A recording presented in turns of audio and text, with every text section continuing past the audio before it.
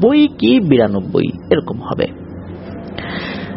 এই মনির ভাইয়ের নানা বাড়ি কিন্তু এই একই উপজেলায়, অর্থাৎ আটঘরিয়া উপজেলার অন্য আরেকটি গ্রামে।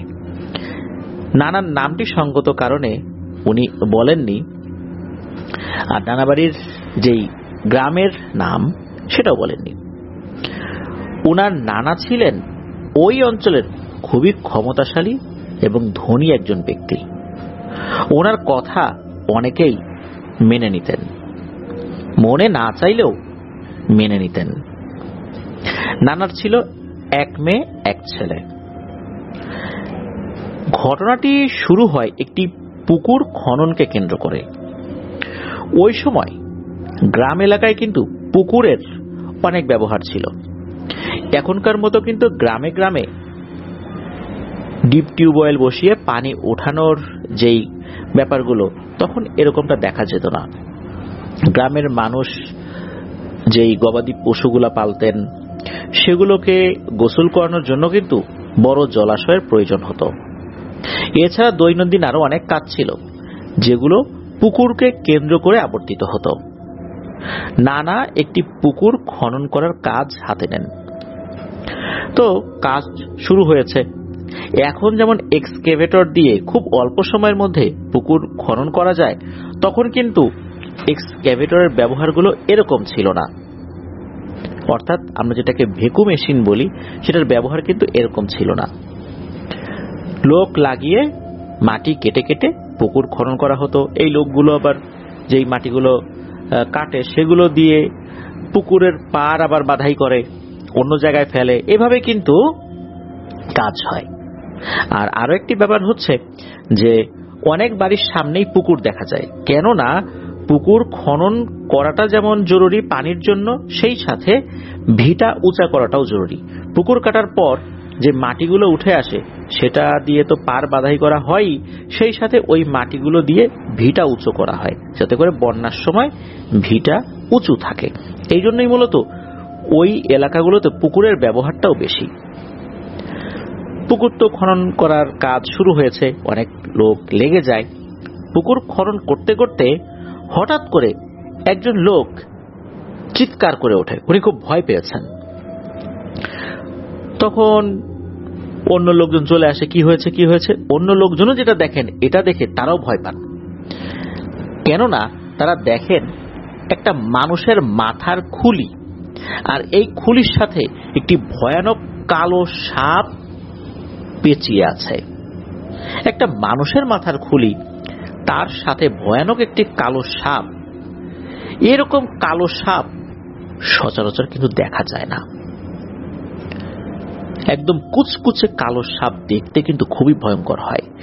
আর এই সাপটি অনেক বড় না হলেও বেশ মোটা এবং ভয়ঙ্কর ছিল। এদিকে এই ভয়ঙ্কর সাপটা যে মানুষকে দেখে আক্রমণ করতে আসছে, বিষয়টা এরকম না।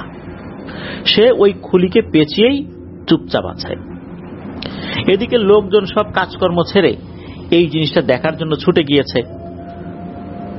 এই জিনিসটা আবার নানা দেখেছেন। নানা চিন্তা করলেন যে কি ব্যাপার, সবাই কাজকর্ম বাদ দিয়ে ওইখানে এসে জটলা পাকিয়েছে কেন। উনি দূর থেকে বলেছেন, এই কি হয়েছে ওইখানে। তখন ওই শ্রমিকদের যিনি সর্দার, উনি আবার চিৎকার করে বলছেন, ও কাকা এদিকে আসেন, এই দেখে যান কি একটা ভয়ঙ্কর জিনিস, মনে হচ্ছে অন্যরকম কিছু। তো নানা ওদিকে গিয়েছেন, গিয়ে এই জিনিসটা দেখেছেন। এই নানা ছিলেন খুব জেদি আর রাগী একজন মানুষ।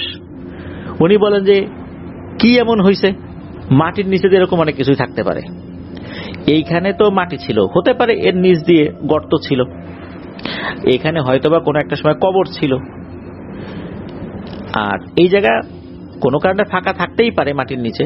এখানে সাপ এসে আস্তানা গাছে, তো কি হয়েছে, এই এক্ষুনি একজন এই সাপটাকে মেরে ফেল আর কাজ শুরু কর।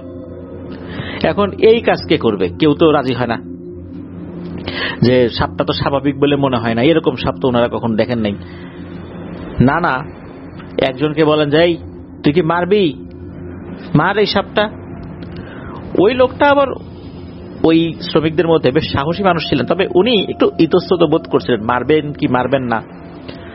তখন নানা বললেন যে তুই তো সাহসী না রে, তোকে সাহসী ভাবতাম, এরকম যখন একটু কথা টথা বলছে তখন ওই লোকটা বলে, আচ্ছা ঠিক আছে আমি মারতেছি। এই বলে ওই যে কোদাল রয়েছে, এই কোদাল দিয়ে ওই সাপের মাথার অংশে কোপ দিয়েছেন। এক কোপেই বডি থেকে সাপের মাথার অংশ আলাদা হয়ে যায়। এরপর ওই সাপ এবং মাথার খুলিটা অন্য আরেকটা জায়গায় মাটিতে দাফন করে দেয়া হয়। ওই রাত্রে নানা যখন ঘুমিয়েছেন, উনি স্বপ্নে ভয়ঙ্কর একটা অবয়বকে দেখেন, যেই অবয়বটার দেহটা অনেকটা মানুষের মতোই, কিন্তু মাথাটা সাপের মতো। সাপ যেভাবে মাঝে মাঝেই জিহবা বের করে, আর জিহবার সামনে জিহবার দুইটা ভাগ থাকে, অর্থাৎ এই জিহবার অগ্রভাগটা আমরা দুইটা দেখি, তো ওই রকম করে মাঝে মাঝে জিহবা বের করছে আর বলছে, তুই আমার ভাইকে মারার নির্দেশ দিয়েছিস, এর শাস্তি কি তুই জানিস? এর শাস্তি তুই তো অবশ্যই পাবি। এই বলে ভয়ঙ্কর একটা গর্জন করে ওঠে ওই অবয়বটা। নানা ধর্মর করে ঘুম থেকে উঠে বসেন। এই যে ঘটনাটা, এটা কিন্তু কাউকে কিছু জানার নাই। ওই সময়ে যেই সাপ মারার ঘটনাটা ঘটছে, এইটাও উনি ওই সময় আশেপাশে কাউকে জানাতে নিষেধ করেছিলেন, মানুষজন আবার ভয় পেতে পারে। এই জন্য শ্রমিকরাও কাউকে তেমন কিছু জানান নাই, বাড়ির লোকজনও তেমন কিছু জানেন নাই এই বিষয়ে, আর নানাও নিজে থেকে বাড়ির কাউকে জানান নাই বিষয়টা। সকালবেলা নানার কাছে খবর আসে যে নানার কথা মোতাবেক যেই লোকটা ওই সাপটাকে কোদালের আঘাতে দ্বিখণ্ডিত করেছিল, ওই লোকটা নাকি ঘুমের মধ্যেই মারা গেছে। সবাই চিন্তা করেছে যে পরিশ্রম করেছিল সারাদিন, হয়তোবা ঘুমের মধ্যে স্ট্রোক করে মারা গেছে। সবাই এরকমটা ভাবলেও কিছু কিছু শ্রমিক ভেবেছিল এখানে অন্য কোনো ব্যাপার থাকতে পারে, আর নানা কিছুটা আঁচ করতে পেরেছিলেন। ওই দিন ওভাবেই কেটে যায়। নানা ওই দিন রাতের বেলা খাওয়া দাওয়া করে শুয়ে পড়েছেন, ঘুমিয়ে গেছেন। স্বপ্নে আবারও সেই অবয়বটাকে দেখেন। ওই অবয়বটি ওই রাত্রে নানাকে স্বপ্নের মধ্যে বলছে, তুই যে কাজ করেছিস তার একমাত্র পরিণাম হচ্ছে মৃত্যু। তোর কথা অনুযায়ী তোর যে চেলা কাজটি করেছে, ওর পরিণতি কি হয়েছে তা তো তুই দেখেছিস। মনে রাখিস, তোকে আমার হাত থেকে এই পৃথিবীতে কেউ বাঁচাতে আসবে না। এরপর আবারও ভয়ঙ্কর একটা হুঙ্কার দিয়ে ওঠে ওই অবয়বটা। নানা এবারও ধর্মর করে উঠে বসেন, ঘেমে একাকার হয়ে গেছেন। এবারও নানা এটাকে দুঃস্বপ্ন ভেবে উড়িয়ে দিয়েছেন। উনি চিন্তা করেছেন যে বাস্তবে এরকম সাপটাপ দেখলে ঘুমের মধ্যে মানুষ এরকম সাপ দেখে, এটা ওরকম কোনো কিছু না। এইটা বলে উনি নিজের মনকে সান্ত্বনা দিচ্ছিলেন। তাছাড়া যে লোকটা মারা গেছে, এমনটা না যে তার লাশটা দেখে অস্বাভাবিক কিছু মনে হয়েছে, তার শরীরে কোনো সাপে কাটার দাগ আছে, এমনটা তো মনে হয়নি। তার ডেড বডি দেখেও অস্বাভাবিক কোনো কিছু মনে হয়নি। এরকম তো মানুষ মারা যেতেই পারে, এরকম মারা যায়ও মানুষ, তাই এটা নিয়ে তো এরকম ভাবনা চিন্তার কিছু নাই।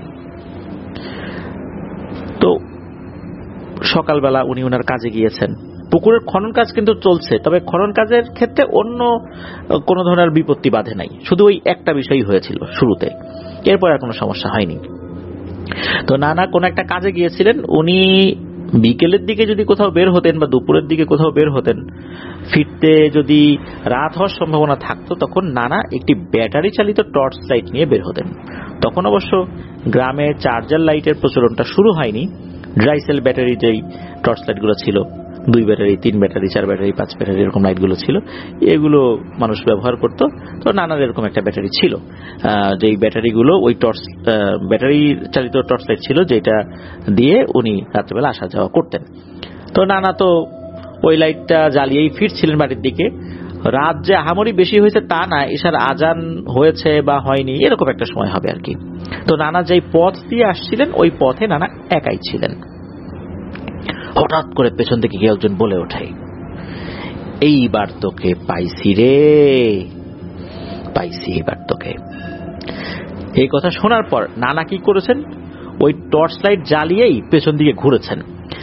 যখন ঘুরেছেন, উনি টর্চ লাইটের আলো ফেলে ভয়ঙ্কর একটা অবয়ব দেখেন। উনি দেখেন এটা সেই অবয়ব যেই অবয়বকে উনি রাতের বেলা কয়েকবার স্বপ্নে দেখেছেন। কি যে ভয়ঙ্কর বিভৎস দেখতে সেই অবয়বটা। মাথাটা সাপের মতো, দেহটা মানুষের মতো দেখতে হলেও একদম অবিকল মানুষের মতো দেহ না, তবে মানুষের দেহের কাছাকাছি যায় আর কি। দুটো হাত আছে, দুটো পা আছে, এটা দেখে মনে হচ্ছে মানুষের মতো দেহ। আর মাথাটা সাপের মতো, আর জিহ্বাটা লক লক করে মাঝে মাঝে বেরিয়ে আসছে। উনি এটা দেখার পর আল্লাহর নাম নিয়ে ঘুরে দিয়েছেন বাড়ির দিকে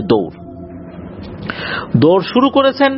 মোটামুটি হয়তোবা 10 সেকেন্ড দৌড় দিয়েছেন। হঠাৎ করে ওনার কাছে মনে হলো ধরাম করে ওনার ঘাড়ের উপর কেউ আঘাত করলো। যখনই আঘাত করেছে তখন নানা মাটিতে পড়ে যায়। যেহেতু উনি দৌড়ের উপর ছিলেন, ঘাড়ের উপর কেউ আঘাত করলে সামনের দিকে ঝুঁকে পড়ে যাবেন, এটাই স্বাভাবিক।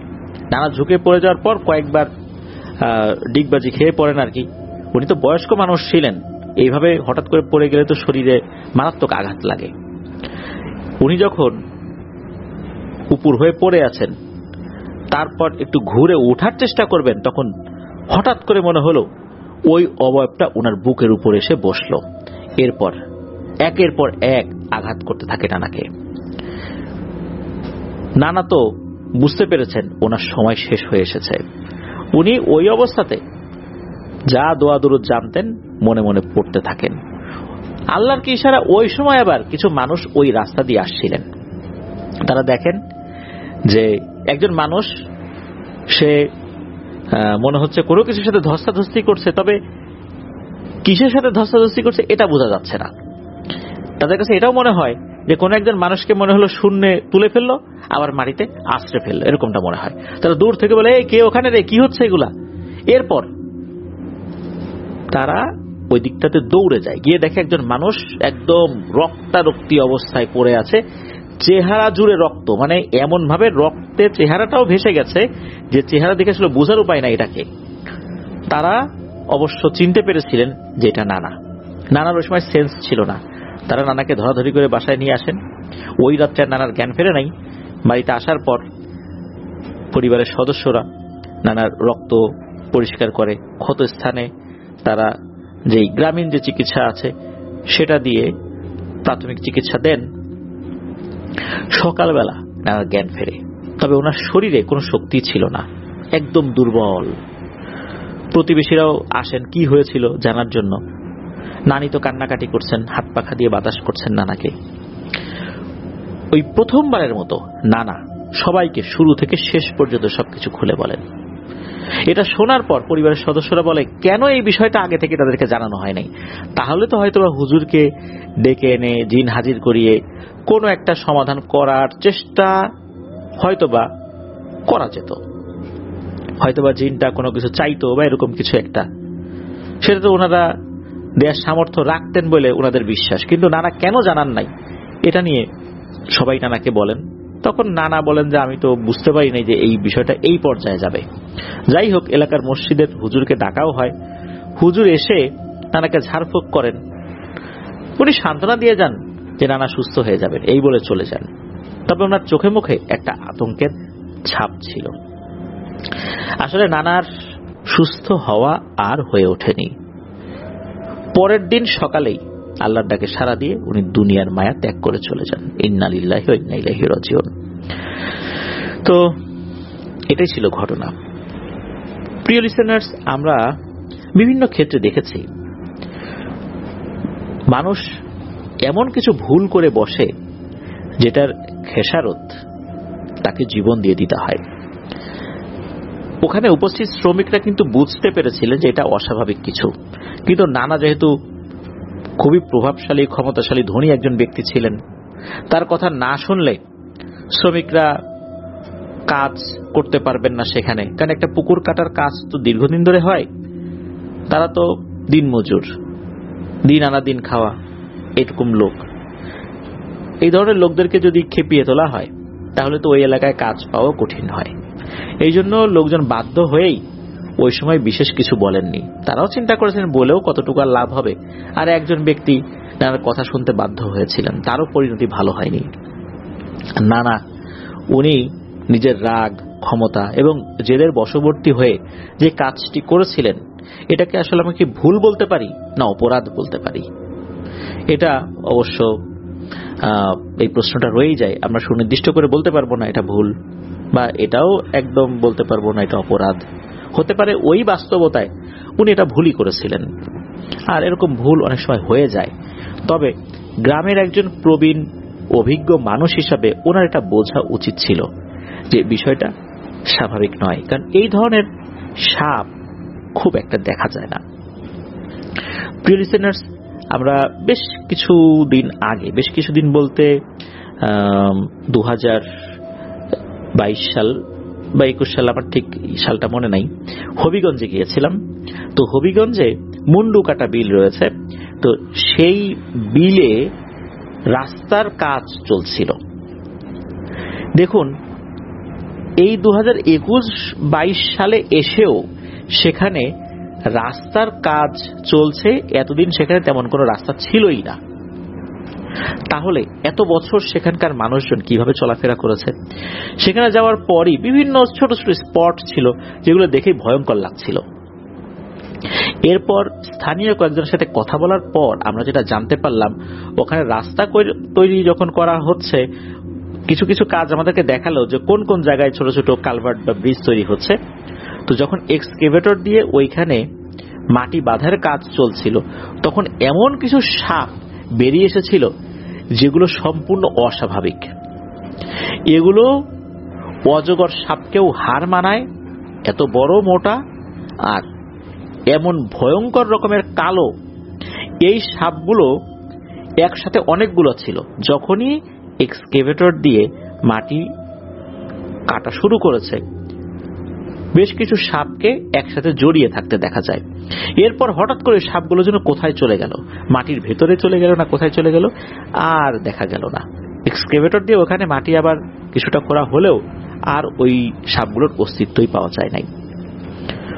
ওখানকার লোকজন জানিয়েছেন ওনারা দিনে দুপুরেও অনেক সময় ভয়ঙ্কর কোনো জিনিস দেখেন।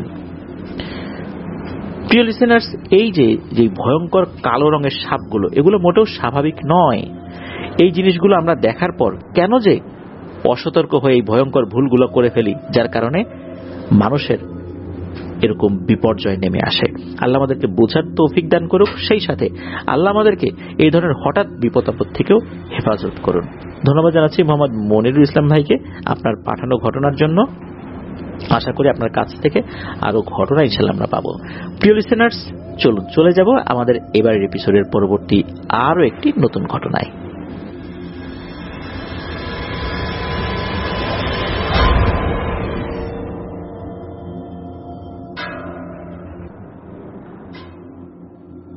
প্রিয় লিসেনার্স, বর্ষাকালে আমাদের বাংলাদেশের প্রেক্ষাপটে অনেকেই কিন্তু গ্রাম অঞ্চলে মাছ ধরতে বেরিয়ে পড়েন।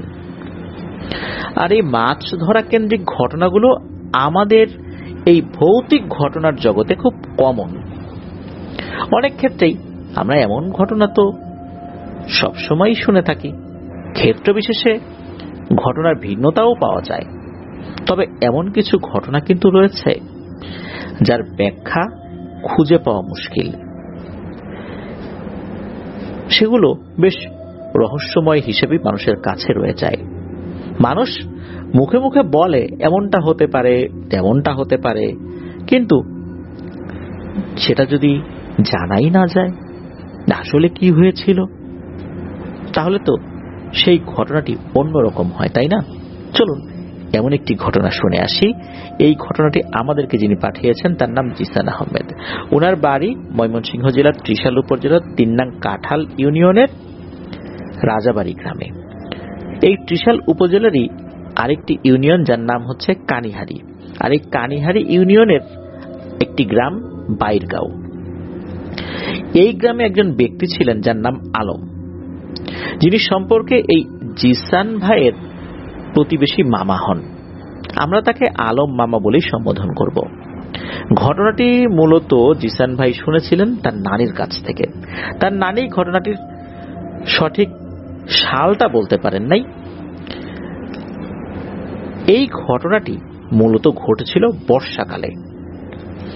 আর বর্ষাকালে এই আলম মামা রাতের বেলা মাছ ধরতে বের হতেন। তবে উনি মাছ ধরার ক্ষেত্রে এক ধরনের ফাঁদ ব্যবহার করতেন।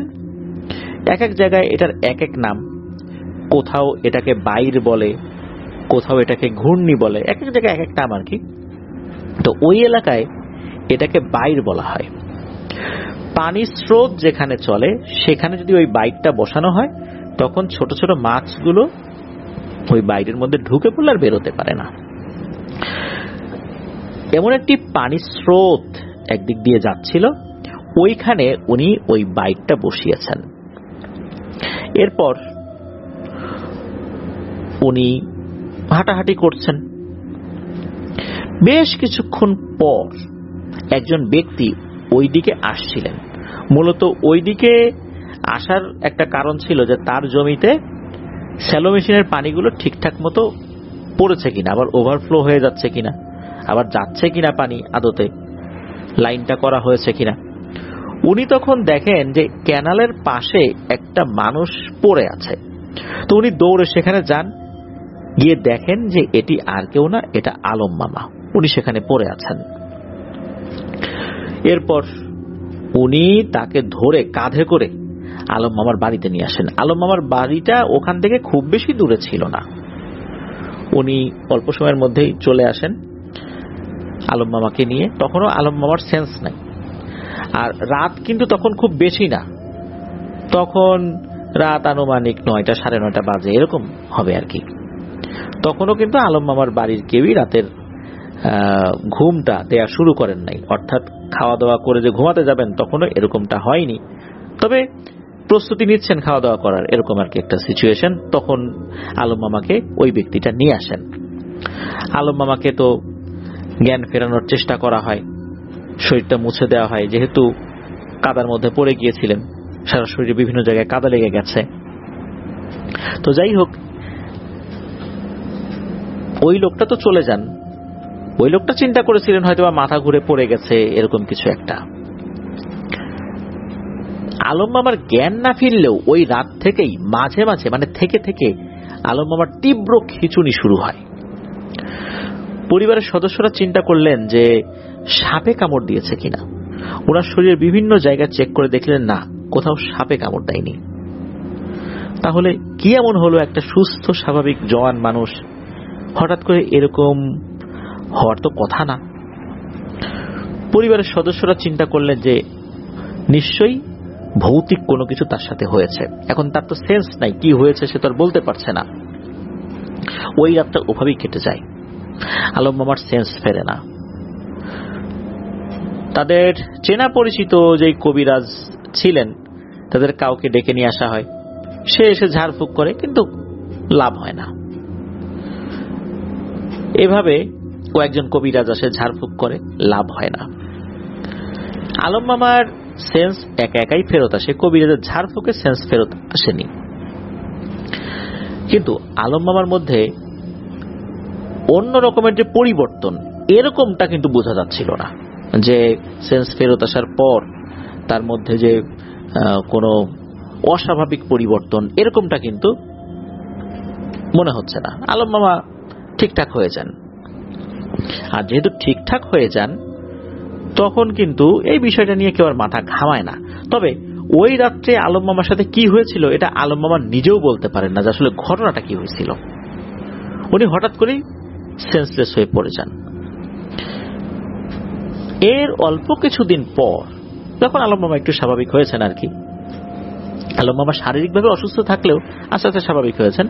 ওনার আচার আচরণ তো নর্মালি ছিল, আগেও যেরকম ছিল এরপরও সেরকমই ছিল। তো আলম মামা উনি কি করেছেন, একটা কদম গাছে উঠেছেন। ওই সময় কিন্তু কদম ফুল যেটা, ওইটা বেশ বড় বড় হয়েছে।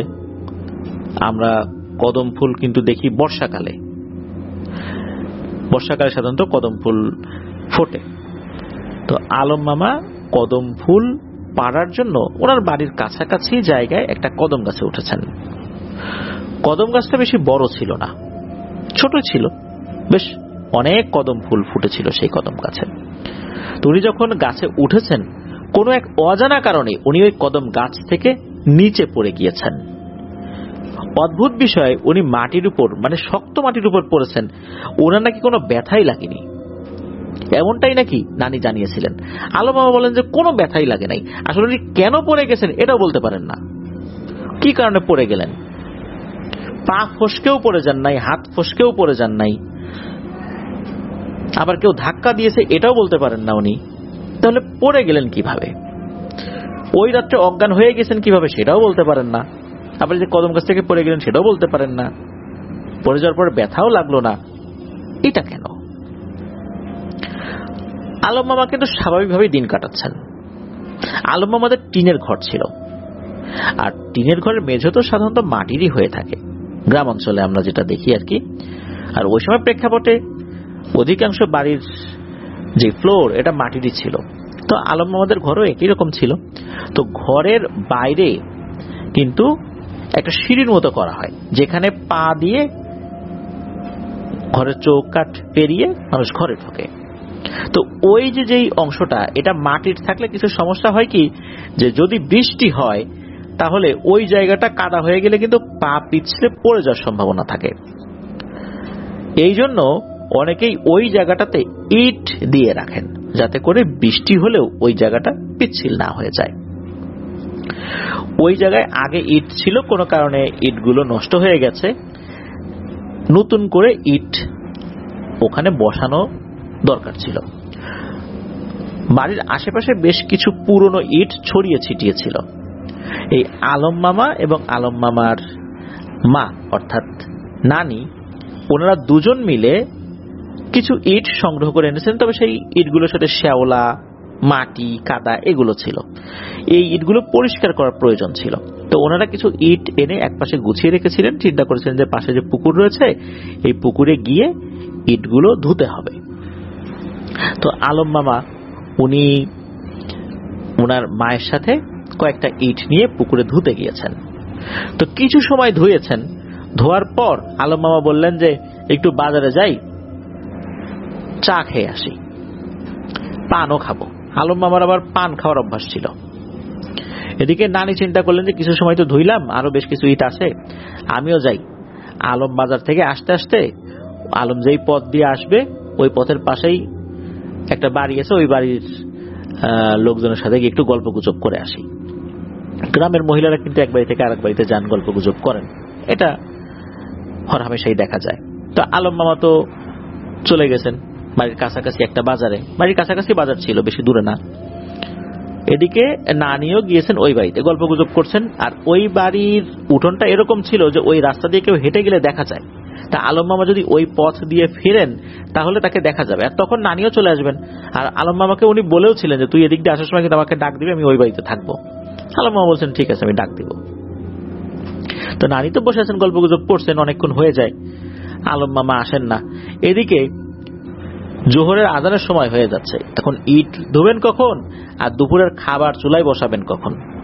উনি বিরক্ত হয়ে বলতেছেন যে কি ব্যাপার, আলম এখনো আসলো না, চা খাইতে পান খাইতে কি এতক্ষণ লাগে নাকি? ওর অপেক্ষায় থাকতে থাকতে তো বেলা চলে যাচ্ছে, এই ইট ধুয়ে আমি আবার খাবার বসাবো কখন? খাইতে খাইতে তো সে বিকাল হয়ে যাবে।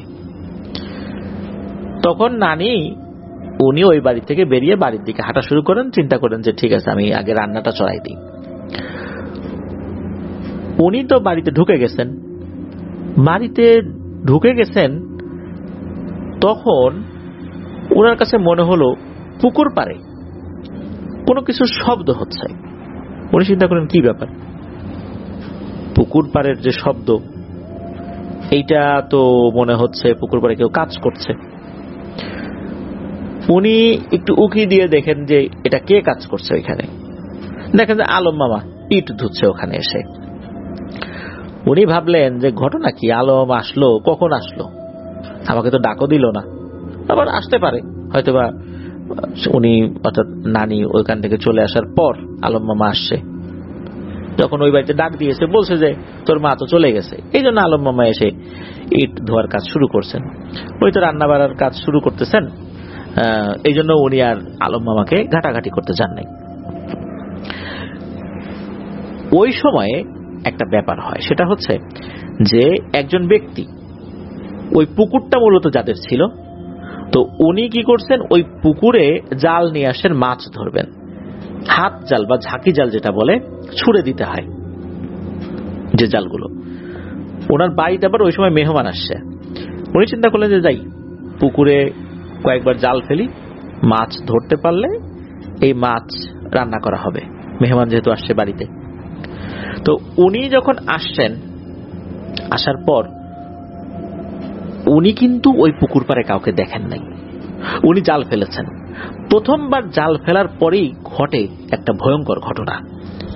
উনি যখনই জাল ফেলেছেন, ওনার কাছে মনে হলো পুকুরের পানির যেই অংশে উনি জাল ফেলেছেন, ধরাম করে পানির ভেতর থেকে বাতাস জাতীয় কিছু একটা বের হলো, তার জাল ভেদ করে বের হয়ে কোথাও যেন চলে গেল। অর্থাৎ পানির নিচ থেকে যদি কোনো বাতাস বের হয়, এটা বিশাল আকারের বুড়বুড়ি আকারে বাতাস বের হবে, ওই রকম করে বের হলো এবং জালের ছিদ্র দিয়ে ওই বাতাসটা দমকা হাওয়ার মতো বেরিয়ে চলে গেল। উনি তো অবাক হলেন, কি ব্যাপার, এরকম হলো কেন? এরপর ওনার কাছে মনে হলো যে জালের ভেতরে মানুষের পায়ের মতো কিছু একটা দেখা যাচ্ছে। উনি তাড়াতাড়ি জাল যখন তোলা শুরু করছেন, জালটা প্রচন্ড ভারী মনে হচ্ছে। উনি নামলেন। নামার পর উনি বুঝতে পারলেন এই জালের মধ্যে একজন মানুষ। উনি যখনই উঁচু করেছেন, দেখেন আর কেউ না, এটা আলম মামা। তখনও নাক দিয়ে রক্ত পড়ছে, কান দিয়ে রক্ত পড়ছে। উনি দ্রুত উপরে উঠান, চিৎকার চেঁচামেচি শুরু করেন। নানিও তো চলে আসছে, এসে দেখে এই অবস্থা। কিন্তু ততক্ষণে মামা আর পৃথিবীতে নেই, উনি মারা গেছেন। মামাকে কোন এক ভয়ঙ্কর অশরীরী যে হত্যা করেছে এটা নিশ্চিত। এখানে অনেকগুলো প্রশ্ন রয়েই যায়। ওই রাত্রে মামা কেন অজ্ঞান হয়েছিলেন? কদম গাছ থেকে উনি কেন পড়ে গেলেন আর পড়ার পর কেন ব্যথা পেলেন না? মামা যে আসলেন, আসার সময় এতটা দেরি হলো কেন? মামা হঠাৎ করে কেনই বা ওই সময় বাজারে গিয়েছিলেন? ওই সময় বাজারে যাওয়ার কথা না। মামা সাধারণত বিকেলের দিকে বাজারে যান। আর বাজার থেকে আসতে দেরি বা হলো কেন? ধারণা করা হয় যে মামা অনেক আগেই চলে এসেছিলেন, কারণ আশেপাশে যারা মামাকে ইট ধুতে দেখেছিলেন তারা পরবর্তী জানিয়েছিলেন যে মামা নাকি অনেক আগে চলে এসেছিলেন। তাহলে মামা আসার সময় নানিকে কেন ডাক দিলেন না? আর মামা যদি অনেক আগে চলেই এসে থাকেন, তাহলে নানি কেন সেটা খেয়াল করলেন না? নানির চোখ এড়িয়ে যেতে পারে। ওই বাড়ির তো আরো লোকজন আছে, যেই বাড়িতে উনি গিয়ে গল্প করছিলেন, অর্থাৎ নানি যেই বাড়িতে গিয়ে গল্প করছিলেন, তারাও তো কিছু দেখলো না। আর মামাও ডাক দিলেন না নানিকে, নানিও দেখলেন না, অন্য কোনো লোকও দেখলো না। কিন্তু ইট ধোয়ার সময় বেশ কিছু লোকজন খেয়াল করেছিল যে অনেকক্ষণ ধরে উনি ইট ধুচ্ছেন। আর ইট ধোয়া অবস্থায় হঠাৎ করে মামাকে পানির নিচে নিয়ে গেল কে? মামা যেহেতু মারা গিয়েছিলেন, এই প্রশ্নের উত্তরগুলো আর কখনোই পাওয়া যায়নি। আসলেই মামার দোষটা ছিল কোথায়? উনি কি অন্যায় করেছিলেন, কি ভুল করেছিলেন, তা জানা যায়নি। অনেক কবিরাজ আসছিলেন, জিন হাজির করার নাকি চেষ্টা করছিলেন, পুরোপুরি ব্যর্থ হয়েছেন। বলছেন যে এর সাথে কোনো জিনের প্রভাব নাই, এর সাথে কোনো জিন নাই, এ দিব্যি সুস্থ। যার কারণে ওনারাও আর এই বিষয়ে কোনো পদক্ষেপ নেন নাই, যেহেতু মামার আচার আচরণ স্বাভাবিকই ছিল সবকিছু। আসলে এই মৃত্যুটা কেন হয়েছিল? ওই সময় হয়তোবা কোনো সুপার ন্যাচারাল এন্টিটি মামাকে পানির নিচে নিয়ে গিয়েছিল। যখনই জাল ফেলা হয়েছে, ঠিক ওই জায়গাতেই মামাকে হত্যা করে ফেলেছিল ওই জিনটা। জাল ফেলার কারণে জিনটা হয়তো ভয় পেয়ে ওখান থেকে বেরিয়ে গেছে, কিন্তু ততক্ষণে যা হবার তো হয়ে গেছে। প্রিয় লিসেনার্স, একবার ভাবুন, এমন একটি ঘটনা, যেই ঘটনার আসলে সুনির্দিষ্ট ব্যাখ্যা পাওয়াই মুশকিল, যা আসলে কি হয়েছিল। কবিরাজরাও এটার কোনো তথ্য দিতে পারেনি, আগেও না পরেও না। আপনাদের কাছে কি মনে হয় প্রিয় লিসেনার্স, আসলে কি হয়েছিল? জানাতে পারেন এই ভিডিওর কমেন্ট সেকশনে। এছাড়া আমাদের ফেসবুক পেজ আর গ্রুপে গিয়েও কিন্তু নির্দিষ্ট করে কোনো ঘটনার রিভিউ আপনারা দিতে পারেন, কেমন লাগছে সেটা জানিয়ে। প্রিয় লিসেনার্স, আসলে খুব দুঃখজনক একটি ঘটনা আমরা শুনলাম। জিসান আহমেদ ভাইকে ধন্যবাদ জানাচ্ছি এমন একটি ঘটনা আমাদের সাথে শেয়ার করার জন্য। কারণ আমরা সবসময় যে ব্যাখ্যাযুক্ত ঘটনা পাবো এটা তো বলা মুশকিল, তাই না? এমন অনেক অজানা রহস্যের ঘটনাও আমাদের সামনে আসবে প্রতিনিয়ত, যা একটি পরিবারকে বিপর্যস্ত করে ফেলে, ধ্বংস করে দেয়, কিন্তু কেউ জানেই না সেই মানুষটার অপরাধ কি ছিল। আল্লাহ আমাদেরকে হেফাজত করুন। প্রিয় লিসেনার্স, চলে যাব আমাদের এবারে থার্সডে নাইটের 171তম আয়োজনের পরবর্তী আরো একটি নতুন ঘটনায়।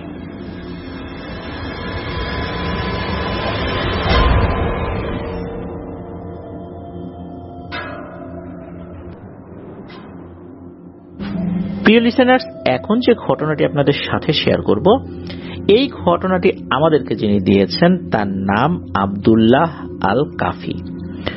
ওনার বাড়ি ঢাকা জেলার সাভার উপজেলার হেমায়েতপুরে। ওনাদের যে গ্রাম, এই গ্রামের নাম হচ্ছে গান্ধাইল, আর ওনার নানির বাড়ি হচ্ছে ওনাদের পাশের গ্রামে। ওনার নানির যে বাড়ি, ওই গ্রামের নাম হচ্ছে কুড়ালিয়া। কুড়ালিয়া চকপাড়া নামক একটি মাদ্রাসায় রাসেল নামে একটি ছেলে লেখাপড়া করত। এই রাসেল 27 পারা কোরআনের হাফেজ হয়ে গিয়েছিলেন আলহামদুলিল্লাহ। আর কিছুদিন পরই তিনি হেফজ কমপ্লিট করবেন। আর হেফজ খানাগুলোতে একটা নিয়ম রয়েছে, সেটা হচ্ছে যারা হেফজ কমপ্লিট করে তাদেরকে যে স্বীকৃতি দেয়া হয়, এই স্বীকৃতি দেওয়ার একটা পদ্ধতি রয়েছে, সেটা হচ্ছে পাগড়ি মাথায় দেয়া। একটা অনুষ্ঠানের মাধ্যমে হাফেজ ছাত্রদের মাথায় পাগড়ি পরিয়ে দেওয়া হয়। কোনো ভালো আলেম বা তার উস্তাদের মাধ্যম দিয়েই, এই পাগড়ি পরানোর মাধ্যম দিয়েই তাদেরকে হাফেজ হিসাবে আনুষ্ঠানিকভাবে স্বীকৃতি দেওয়া হয়। এটা কওমি মাদ্রাসার একটি সংস্কৃতি। তো যেহেতু রাসেল ছেলেটা 27 পারা কোরআনে হাফেজ হয়ে গিয়েছিল, আর মাত্র 3 পারা বাকি, মাদ্রাসায় একটি ছোটখাটো অনুষ্ঠান হবে। সেখানে রাসেল ছাড়াও আরো যে কয়েকজন হেফজ কমপ্লিট করবে বা ইতিমধ্যে কেউ কেউ করে ফেলেছে, তাদেরকে পাগড়ি দেওয়া হবে। সমস্যা হলো কি, যে ছোটখাটো যে প্রোগ্রামটা করা হবে, মাদ্রাসার ফান্ডের টাকার ঘাটতি ছিল, যার কারণে হুজুররা পরামর্শ করলেন কি করা যায়। তো যারা হেফজ কমপ্লিট করে ফেলেছেন বা অল্প কয়েকদিনের মধ্যে করবেন, তাদের উদ্দেশ্যই তো এই প্রোগ্রামটার আয়োজন। তো যে টাকাগুলোর ঘাটতি আছে, আমরা আমাদের মতো করে কিছু টাকা তুলি, আর এই বাচ্চাদেরকেও বলি ওরা যদি পরিবার থেকে একটু সাপোর্ট দিতে পারে। কারণ কওমি মাদ্রাসাগুলো তো আমাদের আশেপাশে যারা সহৃদয়বান ব্যক্তি রয়েছেন তাদের মাধ্যমেই তো পরিচালিত হয়ে থাকে অধিকাংশ ক্ষেত্রে। তো যেহেতু একটা প্রোগ্রাম হবে, বাইরের কিছু মেহমানরাও আসবেন, খরচাপাতির ব্যাপার তো আছেই। তো ওই চিন্তা করেই একজন উস্তাদ এই রাসেল ছেলেটাকে কাছে ডাকে এবং ডেকে বলে যে, বাবা, আমাদের তো কিছু টাকা পয়সাও লাগে, তুমি বাড়িতে যাও, বাড়িতে গিয়ে তোমার পরিবারকে বলে সাধ্য অনুযায়ী যা পারো আর কি নিয়ে আসো। রাসেল খুশি মনেই বাড়িতে গিয়েছে। সকালবেলা বাড়িতে গিয়েছে। বাড়িতে যাওয়ার পর তার মাকে বলেছে যে এই ব্যাপার, কিছু টাকা দিলে ভালো হয়। তখন তার মা তাকে বলেছে, তুই মাদ্রাসায় যা, আমি বিকালের দিকে তোর মাদ্রাসায় যাব, হুজুরের সাথে আমি কথা বলে আসবো। তো রাসেল তো চলে আসছে, এসে সে তার লেখাপড়ায় মন দিয়েছে। আর কয়েকদিন পরেই সে হেফজ কমপ্লিট করবে, মনে মনে খুব খুশি। এদিকে বিকালের দিকে রাসেলের মা মাদ্রাসায় এসেছে। আসার পর এসে বলছে, এই কোন হুজুর আমার ছেলের কাছে টাকা চাইছে, এইভাবে বলতেছে। তখন একজন ওস্তাদ বের হয়ে এসে বলছেন যে, জি আমি বলছিলাম ওকে। তখন এই রাসেলের মা এত আজে বাজে কথা ওই হুজুরের সামনে বলেছেন, এটা আসলে সহ্য করার মতো না। বলেছেন যে, আপনাদের কিসের এত টাকা লাগে প্রতিদিন, কে করতে বলে এসব অনুষ্ঠান, আর করবেন নিজেদের টাকা দিয়ে করবেন, বাচ্চাদেরকে বলেন কেন? এইরকম ভদ্র কথা তো কয়েকটা, অনেক অশ্রাব্য ভাবে বা অশ্রাব্য ভাষায় কথা বলেছেন সেই হুজুরকে। হুজুর একদম চুপ করে কথাগুলো শুনেছেন, একটা কথার উত্তর দেন নাই, অপমান হজম করেছেন, একদম চুপ ছিলেন। হুজুর যে মাথা নিচু করে অপমানিত হচ্ছেন, চুপ করে কথাগুলো শুনছেন, আরো অনেক হুজুর এটা দেখছেন। যেহেতু উনি নিজে মাথা নিচু করে চুপচাপ শুনছেন, ধৈর্যের পরিচয় দিচ্ছেন, এই জন্য অন্য হুজুররা কথা বলছেন না, তারাও সবর করছেন, ধৈর্যের পরিচয় দিচ্ছেন। স্টুডেন্টরাও সবাই চুপ। আর কিছুদিন পরেই একটা ছেলে কোরআনে হাফেজ হবে। এখন যদি হুজুররা তার মাকে কোনো কথা শোনায়, বিষয়টা কেমন হয়ে যায়, এই জন্য হুজুররা চুপ ছিলেন।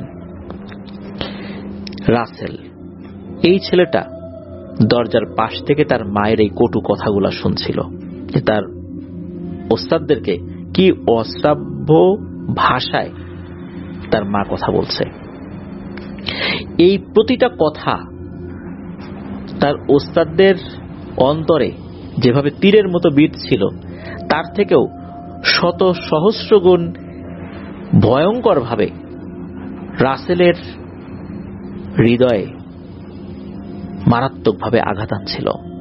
তার হৃদয়টা দুমড়ে মুচড়ে ভেঙে যাচ্ছিল। দরজার পাশে দাঁড়িয়ে সে হাউমাউ করে কান্নাকাটি করছিল, মুখ চেপে কান্নাকাটি করছিল। সেই কান্নাকাটিগুলো তার স্টুডেন্ট ভাইরা দেখেছিল। তার মা তো চলে যায় এরকম কথাবার্তা বলে। হুজুররা যে রাসেলকে দেখে কিছু বলবেন, রাসেলের কান্নাকাটি দেখে হুজুররা বলেন, থাক, রাসেল নিজেও মনে অনেক কষ্ট পেয়েছে, রাসেলকে এই বিষয়ে আমরা কিছু না বলি। রাসেল মনে এতটাই কষ্ট পেয়েছিল যে ওই রাত্রে সে কাউকে কিছু না বলে বাড়িতে চলে যায়। তবে সে ছাত্র ভাইদের কাছে বলেছিল যে আমার মা যে এসে এইরকম কথাবার্তা বলবে আমার শিক্ষকদেরকে, এটা আমি বুঝতেই পারি নাই। আমি যদি বুঝতাম একবারও, তাহলে আমি কখনোই এই টাকা চাওয়ার জন্য বাড়িতে যাইতাম না। রাতের বেলা ছাত্র ভাইরা যখন শুয়ে পড়েছে, সে দরজা খুলে বাইরে চলে গেছে। দরজাটা খোলাই ছিল। স্টুডেন্টটা পরে এসে বুঝতে পেরেছিল যে রাসেল নাই, রাসেল বাইরে বেরিয়ে গেছে। রাসেলের বাড়িটা কিন্তু খুব বেশি দূরে ছিল না। রাসেল বাড়িতে গিয়েছে। যাওয়ার পর সে একটা লম্বা দড়ি সংগ্রহ করেছে। সংগ্রহ করার পর তাদের বাড়ির পাশেই একটি নারকেল গাছ ছিল, বেশ বড় একটা নারকেল গাছ।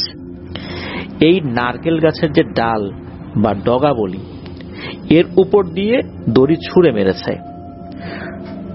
ডগার গোড়ার অংশে যখন ডালটা মোটামুটি যে অংশটা শক্ত থাকে আর কি, ঝুলে পড়ে না, ওই অংশে দড়িটা সেট করে রাসেল গলায় দড়ি নিয়েছে।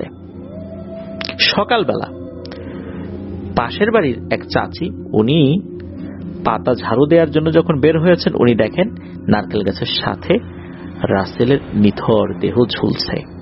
এটা দেখার সাথে সাথে উনি তো চিৎকার চেঁচামেচি শুরু করেছেন। রাসেলের পরিবারের সদস্যরা চলে আসে, তার মা চলে আসে, কান্নাকাটি শুরু করে। তবে ওই সময় রাসেলের এই মৃত্যুর খবরটা থানা পুলিশকে জানানো হয়নি।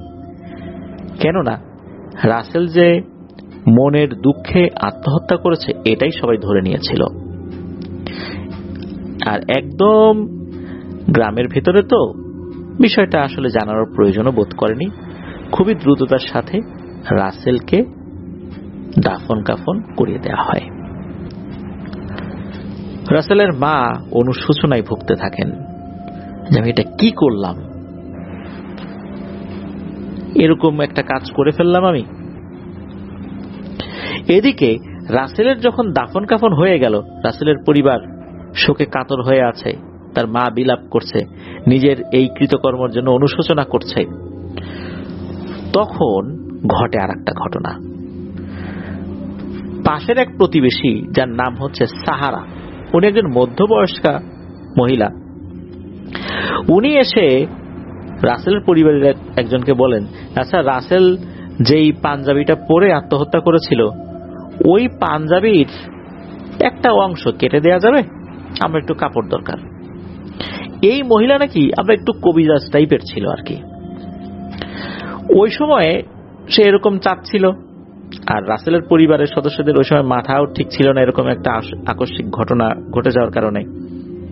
একটা ছেলে 27 পারা কোরআনে হাফেজ, আর কিছুদিন পর হেফজ কমপ্লিট করবে, হাফেজ হবে, সে এরকম একটা ঘটনা ঘটিয়ে ফেললো পরিবারের সদস্যদের একটা দুর্ভাগ্যজনক আচরণের কারণে।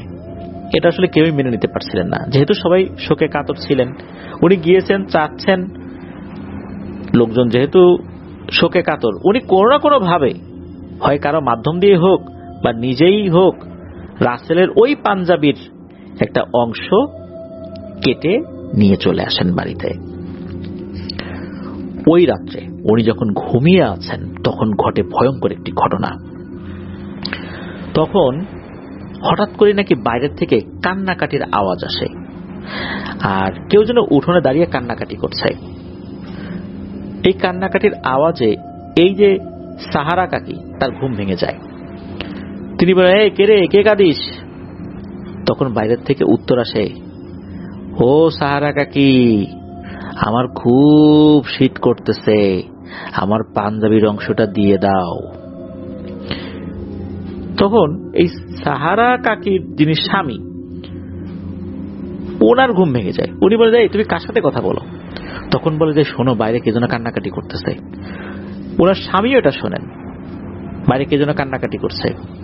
তখন ওনার স্বামী বলেন, এই কে রে, বাইরে কে? ও কাকা, আমার পাঞ্জাবির অংশ তোমার ঘরে আছে, আমার পাঞ্জাবির অংশটা দিয়ে দাও, আমার খুব শীত করতেছে। এই কথা শোনার পর এই সাহারা কাকির যিনি স্বামী আর সাহারা কাকি, এই দুইজন বলতেছেন যে, বাইরে কে দুষ্টামি করতেছে এত রাতের বেলা, আসো তো দেখি। তো এই কথা বলার পরও দরজা খুলে দেখার সাহস হয় না। সাহারা কাকি উনি বলতেছেন, দরজা খুলে দেখার দরকার নেই, আসো, আমাদের যে টিনের বেড়া আছে, এই টিনের বেড়ার জায়গায় জায়গায় তো ছিদ্র আছে, এইটা দিয়ে দেখি। তো দুইজনই ছিদ্র দিয়ে বাইরে তাকিয়েছেন। চাঁদের যে আলোটা ছিল উঠানোর উপর পড়েছিল, সেটাতে ওনারা দেখতে পান এই রাসেলের মতো পাঞ্জাবি পায়জামা টুপি পরা কোন একটা অবয়ব কান্না করছে। আর যেই অংশ থেকে পাঞ্জাবির কাপড়ের একটা পার্ট কাটা হয়েছিল, মনে হচ্ছে যে ওই পাঞ্জাবিটাই সে পরে আছে, আর সে কান্নাকাটি করছে। যখনই তারা এটা দেখেছে, তখন মনে হলো যে ওই বাইরে থাকা অবয়বটা টের পেয়েছে যে এই দুইজন তাকে দেখে ফেলেছে। আর সাথে সাথে টিনের চালের উপর লক্ষ লক্ষ, মনে হচ্ছে যে ঢিল পড়ছে, শত শত, হাজার হাজারও না, মনে হচ্ছে লক্ষ লক্ষ ঢিল পড়ছে, এরকম চলছে, ঢিল পড়ছে তো চলছে, মনে হচ্ছে এই ঢিলের চোটে এখনই এই ঘরটা ভেঙে পড়বে, আর এই ঘরের উপরে এত ঢিল জমা হবে যে একটা টিলার মতো উচ্চতা ধারণ করবে। তখন এই দুইজন তো ভয় পেয়ে যান যে, হাই হাই, এ কি হলো। যদিও বা ওই সাহারা কাকি টুকটাক কবিরাজি করতেন, কিন্তু এইরকম কোন কবিরাজ উনি ছিলেন না যেই কবিরাজি বিদ্যা দিয়ে উনি এই ধরনের সিচুয়েশন হ্যান্ডেল করতে পারেন। তখন এই সাহারা কাকির স্বামী বলে, এই তুমি কি এই জিনিস আনছো? তখন সাহারা কাকি বলেন যে, হ্যাঁ আনছি। তো উনি বলেন যে, ফজরের আজানের সাথে সাথে এই জিনিস তুমি ওই বাড়িতে ফেরত দিয়ে আসবা, খবরদার এটা রাখবা না, যেই জিনিস হজম করতে পারবা না সেই জিনিস আনছো কেন, কে দিছে এই বুদ্ধি? তখন সাহারা কাকি বলেন যে, খালি ফজরের আজানটা দিক, আল্লাহ এই পর্যন্ত বাঁচায় রাখুক, আমি যাই দিয়ে আসবো। ফজরের আজান পর্যন্ত কিন্তু ওই ঢিল পড়তেছিল। ফজরের আজান যখন হয়ে যায় তখন নাকি এই ঢিল পড়া বন্ধ হয়ে যায়। আর ফজরের আজানের পরপরই ওই কাপড়টা নিয়ে গিয়ে সাহারা কাকি রাসেলদের বাড়িতে দিয়ে আসেন। উনি বলেন যে, আমার অন্যায় হয়ে গেছে, বুঝতে পারি নাই যে এরকম একটা ঘটনা ঘটবে। উনি ওই কাপড়ের টুকরাটা একটা টিনের কৌটার মধ্যে রেখেছিলেন, ওইটা আবার সকালবেলা নিয়ে গিয়ে উনি দিয়ে আসছিলেন। তবে এরপর আর কোনো ধরনের কোনো ঘটনা ঘটেছে এমনটা শোনা যায় নাই। প্রিয় লিসেনার্স, আমাদের এই ঘটনার কিন্তু গুরুত্বপূর্ণ কয়েকটা শিক্ষণীয় ব্যাপার রয়েছে। প্রথমত, আমরা পিতামাতা মাঝে মাঝে এমন কিছু আচরণ করি যা সন্তানের হৃদয়ে এমন রক্তক্ষরণ হয় যে তারা মানসিকভাবে খুবই ভেঙে পড়ে। নিজের চোখের সামনে নিজের মা তার ওস্তাদদেরকে এভাবে অপমান করছে, এই জিনিসটা রাসেল কোনোভাবে মেনে নিতে পারে নাই। তার ওই ছোট্ট হৃদয়ে এমন রক্তক্ষরণ হয়েছে যা আসলে কোনো সান্ত্বনা বাণী দিয়ে বোঝানোর মতো না। ওই সময় হুজুররাও এতটাই বিমর্ষ হয়ে গিয়েছিলেন এরকম আকস্মিক অপমানিত হয়ে, তারা চিন্তা করছেন রাসেলের সাথে এখন কথা বলবো। রাসেলও তো অনেক মনে কষ্ট আছে, ঠিক আছে একটু স্বাভাবিক হোক, পরে কথা বলবো না। ওই রাত্রেই যে রাসেল এরকম কাজ করবে এটা তো কেউ বুঝতে পারে নাই। এখানে আরো একটি ব্যাপার রয়েছে, সেটা হচ্ছে আসলে কি রাসেল আত্মহত্যা করেছিল? আত্মহত্যা করার জন্য তো অন্য গাছও ছিল, সেই গাছের ডাল তো অনেক নিচু ছিল। সেটা বাদ দিয়ে কেন এত বড় দড়ি সংগ্রহ করে নারকেল গাছের ডগার সাথে দড়ি বাঁধতে হবে? আরো তো ছোট গাছ ছিল।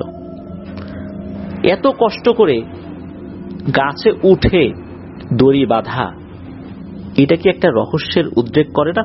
একটা রহস্যের ব্যাপার আমাদের সামনে নিয়ে আসে না? আসলে কি 27 পারার কোরআনে হাফেজ এই কাজটি করেছিল? এই বিষয়টাও কিন্তু রহস্যই রয়ে গেল, যেহেতু কেউ দেখেনি যে আসলে রাসেলই দড়ি ঝুলিয়েছে। কেউ যদি দেখতো তাহলে অবশ্যই রাসেলকে বাধা দিত, কিন্তু আগে পরের বিভিন্ন ব্যাপারগুলো মিলিয়ে এটা অনুমান করা যায় যে রাসেল আত্মহত্যাই করেছে। প্রিয় লিসেনার্স, এমন ঘটনা কিন্তু মাঝে মাঝেই ঘটেছে। এই তো বেশ কয়েক বছর আগে একটি নিউজ সামনে আসলো, সেটা হচ্ছে একজন কোরআনে হাফেজ, উনি রমজান মাস চলে এসেছে কিন্তু কোনো মসজিদে তারাবির নামাজ পড়ানোর দায়িত্ব পান নাই। উনি একজন ভালো হাফেজ ছিলেন, সুরেলা কণ্ঠের অধিকারী ছিলেন। যেহেতু উনি এই দায়িত্বটা পান নাই, এটা ওনার হৃদয়ে মারাত্মক রক্তক্ষরণ হয়েছিল। মানসিকভাবে এতটাই বিপর্যস্ত হয়ে পড়েছিলেন, ওই সময় শয়তান ধোঁকাটা দিয়েছিল, যার কারণে উনি আত্মহত্যা করেছিলেন। এছাড়া আমরা দেখেছি কিছু কিছু ভিডিও ক্লিপে যে একটি অল্প বয়স্ক বাচ্চা 7-8 বছর বয়স মাদ্রাসায় ফ্যানের সাথে কাপড়ের গিট দিয়ে সুইসাইড করলো। সেই ভিডিওগুলো কিন্তু ফেসবুকে ভাইরাল হলো। এটা আমাদের সবার হৃদয়ে রক্তক্ষরণ করেছিল। আসলে এই এতটুকু বাচ্চা যারা, এরা এমন ভাবে মানসিকভাবে বিপর্যস্ত হয়ে পড়ে মাঝে মাঝে আমাদের এমন কোন আচরণে, হয়তোবা ওই যে বাচ্চাটা যে মাদ্রাসার ভেতরে সুইসাইড করলো, হয়তোবা সেই বাচ্চাটা ওই মাদ্রাসার কোন স্টুডেন্ট বা শিক্ষকদের কোন আচরণে মনে কষ্ট পেয়েছিল। আবার রাসেলের বিষয় হলো তার উল্টোটা, সে তার মায়ের আচরণের কারণে কষ্ট পেল। তো এই সিচুয়েশনগুলোতে আমাদের দায়িত্ব হচ্ছে সেই বাচ্চাদেরকে কাউন্সেলিং করা, কাল বিলম্ব না করে কাউন্সেলিং করা, যাতে করে সে মানসিকভাবে শক্ত হতে পারে। তা না হলে শয়তান ধোঁকা দিয়ে ফেলবে, এরকম বড় ধরনের একটি কবিরা গুনাহ দিকে মানুষকে উৎসাহিত করবে। আর ওই সময় মানুষের মাথা তো ঠিক থাকে না, মানুষ মানসিকভাবে বিপর্যস্ত হয়ে পৃথিবীতে বেঁচে থাকার আগ্রহই হারিয়ে ফেলে। ওই সময়ে আমাদের আশেপাশের মানুষদের সাপোর্ট খুবই খুবই খুবই প্রয়োজন। আমরা যেন আশেপাশে যারা আছি তারা এই ধরনের মানুষদের প্রতি একটু খেয়াল রাখি, তাদেরকে মেন্টালি সাপোর্ট দেই। এই সাপোর্টটাই ওই সময় তাদের সবচেয়ে বেশি প্রয়োজন। আল্লাহ আমাদেরকে হেফাজত করুন, আল্লাহ আমাদেরকে বুঝার তৌফিক দান করুন।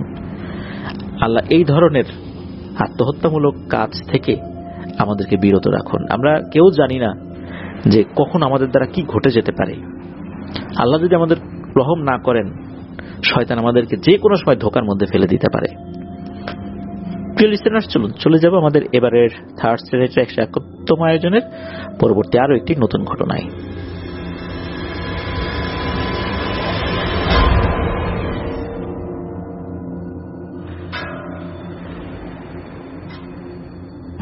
প্রিয় লিসেনার্স, এবারের ঘটনাটি আমাদেরকে পাঠিয়েছেন একজন রেমিটেন্স যোদ্ধা ভাই, ওনার নাম শরীফ আহমেদ। উনি 2023 সাল থেকে আমাদের ঘটনা রেগুলার শুনে আসছেন বলে জানিয়েছেন। ওনার বাড়ি ব্রাহ্মণবাড়িয়া জেলার নবীনগর উপজেলার বড়াইল গ্রামের পশ্চিম পাড়ায়। ছোটবেলা থেকে উনি নারায়ণগঞ্জে বড় হয়েছেন, ইন্টারমিডিয়েট শেষ করেছেন 2022 সালে। এরপর উনি 2023 সালের 16ই আগস্ট দুবাই যান। দুবাই যাওয়ার পেছনে উদ্দেশ্য ছিল যে উনি দুবাই থেকে গেম দিয়ে ইউরোপে যাবেন, তবে সেটাতে উনি ব্যর্থ হয়ে আবার বাংলাদেশে ফেরত আসেন। এরপর 2024 সালের 14ই আগস্ট উনি সৌদি আরবে আসেন। বর্তমানে উনি সৌদি আরবের জাজান অঞ্চলের সানায়া এলাকার আল উসাইমি স্টিল কোম্পানিতে কর্মরত রয়েছেন। আলহামদুলিল্লাহ এখন ভালো আছেন বলে জানিয়েছেন। চলুন ঘটনায় চলে যাই। ঘটনা যখন ঘটেছিল সালটা উনি ঠিকঠাক মতো মনে করতে পারেন নাই, তবে ওনার ধারণা 2015 কি 16 সালের দিকে ঘটনাটি ঘটেছিল। ওনাদের গ্রামের যেই এলাকা সেখানেই ঘটনাটি ঘটেছিল আর কি। আর এই ঘটনাটি ওই এলাকার অনেকেই জানেন। ওনাদের বাড়ির পাশে যেই বাড়ি রয়েছে সেই বাড়ির মালিকের নাম হচ্ছে আনিস মিয়া। ঘটনাটি প্রথম ঘটেছিল আনিস মিয়ার মায়ের সাথে। ঘটনাটি ছিল এক বর্ষার রাত্রে, প্রচন্ড ঝড় বৃষ্টি হচ্ছে ওই রাত্রে। তো ঝড় বৃষ্টির রাতে কিন্তু গাছ থেকে আম পড়ে। তো ঝড় বৃষ্টি হচ্ছে, তো হতে হতে ঝড় বৃষ্টি যখন একটু কমে এসেছে উনি চিন্তা করেন আমটাম নিশ্চয়ই পড়েছে, যাই আমগুলো কুড়িয়ে নিয়ে আসি। ওনাদেরই বাগান, ওনাদেরই গাছ। তো উনি গিয়েছেন আম কুড়োতে। হঠাৎ করে উনি দেখতে পান একটা ছোট বাচ্চা ছেলেটাকে উনি চেনেন না, কোন বাড়ির বাচ্চা সেটাও উনি জানেন না। এই ছেলেটা গাছের নিচ থেকে আম কুড়োচ্ছে।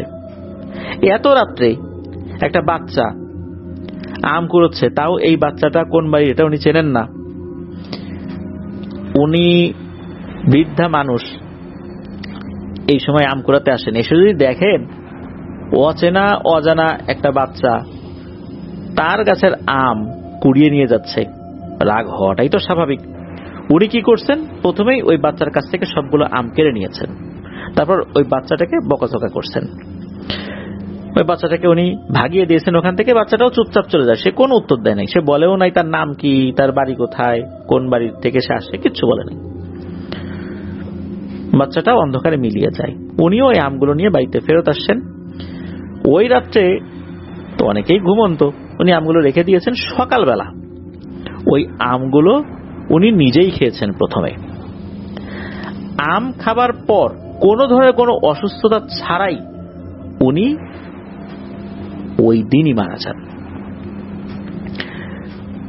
বিষয়টা আপাতত যদি আমরা ভাবি, আপাত দৃষ্টিতে চিন্তা করলে সেটা কিন্তু স্বাভাবিক মনে হতেও পারে।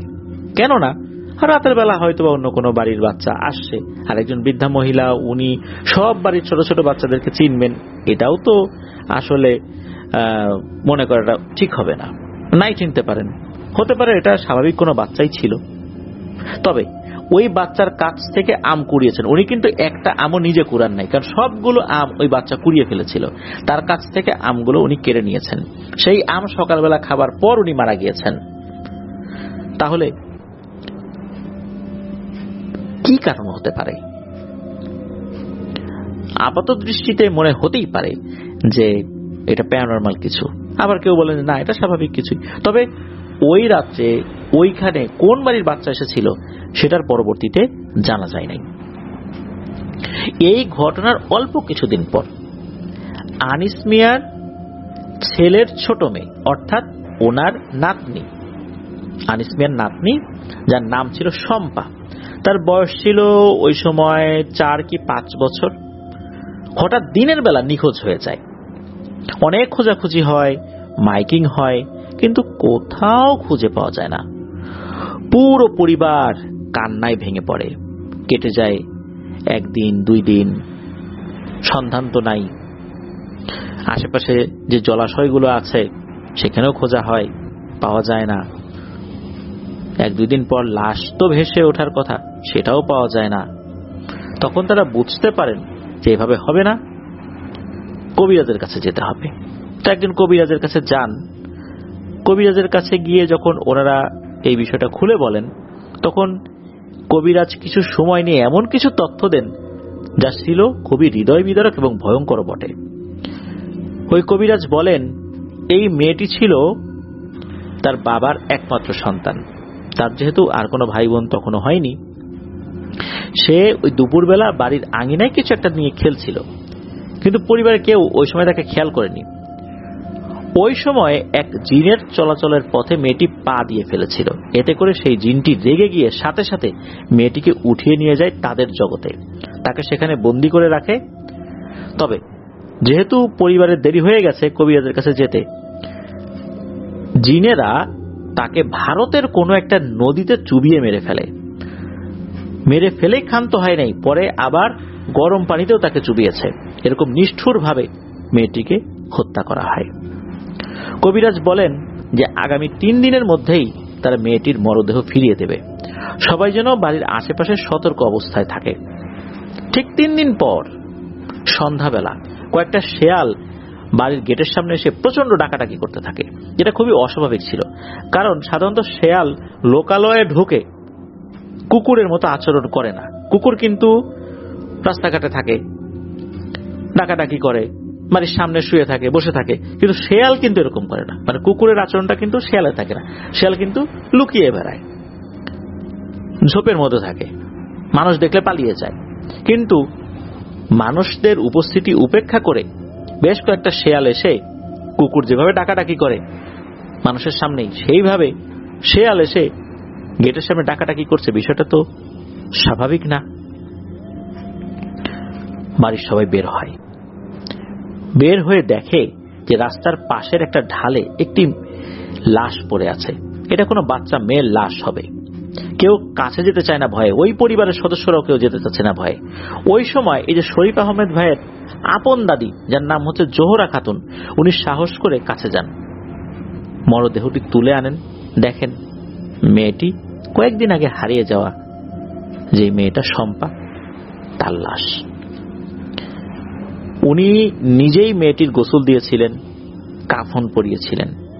এরপর জানাজা পড়িয়ে মেয়েটিকে দাফন করা হয়। ওই কবিরাজ আরো জানিয়েছিলেন যে এই যে বাড়িটা, এই বাড়ির উপর দিয়েই জিনেদের চলাচলের একটা পথ রয়েছে। আর আনিস মিয়ার মা নাকি ইচ্ছাকৃতভাবে সেই পথটা রুদ্ধ করে দিয়েছিলেন, আর এটাই ছিল তার মৃত্যুর কারণ। তবে ওই বাচ্চাটা কে ছিল এই বিষয়ে কবিরাজ সুনির্দিষ্ট কোনো কিছু না বললেও এটাই বোঝা যায় যে ওই বাচ্চাটা কোনো মানুষের সন্তান ছিল না, সেটা জিনেদের কেউ হতে পারে। আর কবিরাজ আরো একটা ভয়ঙ্কর তথ্য দিয়েছিল, সেটা হচ্ছে যে সামনের 10 বছরের মধ্যে নাকি এই পরিবারের আরো একজনকে ওরা নিয়ে যাবে। কবিরাজ ওই বাড়িটাকে বন্ধ করে দিয়েছেন যদিও বা, তবে 10 বছর হয়ে গেছে, এখন পর্যন্ত আলহামদুলিল্লাহ ওই বাড়ির কোন সদস্যের প্রাণহানি হয়নি। শরীফ আহমেদ ভাই জানিয়েছেন এখনো গ্রামে গেলে ওই বাড়ির দিকে তাকালেই মনে পড়ে 10 বছর তো হয়েই গেছে। তাহলে কি মৃত্যুর খেলা শেষ হয়েছে? যদি হয়ে থাকে আলহামদুলিল্লাহ ভালো, আর যদি না হয়ে থাকে তাহলে কে হতে যাচ্ছে পরবর্তী শিকার? আর এগুলো মনে পড়ার পেছনে কারণ রয়েছে। কারণ হচ্ছে ওনাদের বাড়ির একদম পেছনে ওই বাড়িটা, যার কারণে সবসময় মনে পড়বে, এটাই স্বাভাবিক। আর যেহেতু কবিরাজ বলেই দিয়েছিল 10 বছরের মাথায় একজন মারা যাবে, 2015 কি 16 সালের দিকে যদি ঘটনাটি ঘটে থাকে, তাহলে 2025 কি 26 সালের দিকে আরো একটি প্রাণহানি হবার কথা। আমরা চাই না আর কোনো প্রাণহানি হোক। আল্লাহ হেফাজত করুন ওই বাড়ির সবাইকে, আর এই ধরনের বিপদ আপদ থেকেও আল্লাহ আমাদেরকে হেফাজত করুন। প্রিয় লিসেনার্স, দেখুন 4-5 বছর বয়সে একটা ছোট্ট বাচ্চা মেয়ে, তার কি অপরাধ? সে কি দেখেছে যে কোনটা জিনের পথ আর কোনটা জিনের পথ না? নাকি এটা দেখা স্বাভাবিক কারোর জন্য? মোটেও স্বাভাবিক না, এটা দেখার কথাও না। তবুও শুধু জিনেদের চলাচলের পথে বাড়ি করবার কারণে এই ধরনের মৃত্যুর মুখে তাকে পতিত হতে হয়েছে। এরকম বেশ কিছু ঘটনা শোনা গিয়েছে। আমার খুবই পরিচিত একজন ব্যক্তি, যিনি একজন রাইটার, ওনার বাড়ি রাজবাড়ির পাচুরিয়াতে। তো ওনারও একটা বাড়ি করেছিলেন। দিন দুপুরে সেখানে বিশাল আকৃতির, মানে ভয়ঙ্কর আকৃতির গরু দেখা যেত, যেই গরু প্রচন্ড আক্রোশ নিয়ে ডাকাডাকি করত। মাঝে মাঝে এমন আচরণ করতো যে ঘরবাড়ি ভেঙে ফেলবে, কিন্তু বাস্তবে দেখা যেত যে না, ঘরবাড়ি ভাঙে নাই। পরে কবিরাজের কাছে যাওয়া হলে কবিরাজ জানান যে এই ঘরটা যেই অ্যাঙ্গেলে তৈরি করা হয়েছে এইভাবে হবে না, এটা জিনেদের চলাচলের পথ, ঘরটা বাঁকিয়ে তৈরি করতে হবে। অর্থাৎ ঘরটা যেভাবে আছে ওই ঘরটা সোজা করে দিতে হবে, যদি আড়াআড়ি থাকে সোজা করে দিতে হবে, তাহলে আর কোনো সমস্যা হবে না। ওনারা সেটাই করেছিলেন, আল্লাহর রহমতে তারপর থেকে আর কোনো সমস্যা হয়নি। তো এরকম জিনেদের চলাচলের পথ যদি কেউ বন্ধ করে দেয় তাহলে এই ধরনের সমস্যা হয়। ইতিপূর্বে আমরা বিভিন্ন ঘটনা তো আমরা শুনেছি। তো আমরা যখন কোনো লোকালয়ে ছাড়া নতুন কেনা জায়গা, যেটা ঝোপ জঙ্গল ছিল, সেই জায়গা পরিষ্কার করে সেখানে যদি কোনো ঘরবাড়ি তৈরি করার পরিকল্পনা করি বা ঘরবাড়ি তৈরি করিও, অবশ্যই ভালো একজন রাকির পরামর্শ সেখানে নিতে আমি অনুরোধ করব। তাহলে এই ধরনের বিপদ আপদ থেকে আমরা হেফাজতে থাকতে পারবো। আসলে ওই জায়গায় কোনো সমস্যা আছে কিনা উনি এই বিষয়টা রুকিয়া করে অনুসন্ধান করতে পারবেন, সেক্ষেত্রে করণীয় কি এই বিষয়ে পরামর্শ দিতে পারবেন। আল্লাহ আমাদেরকে হেফাজত করুন। প্রিয় লিসেনার, চলুন চলে যাব আমাদের এবারে থার্ড স্টেনেটের 171তম আয়োজনের পরবর্তী আরো একটি নতুন ঘটনায়।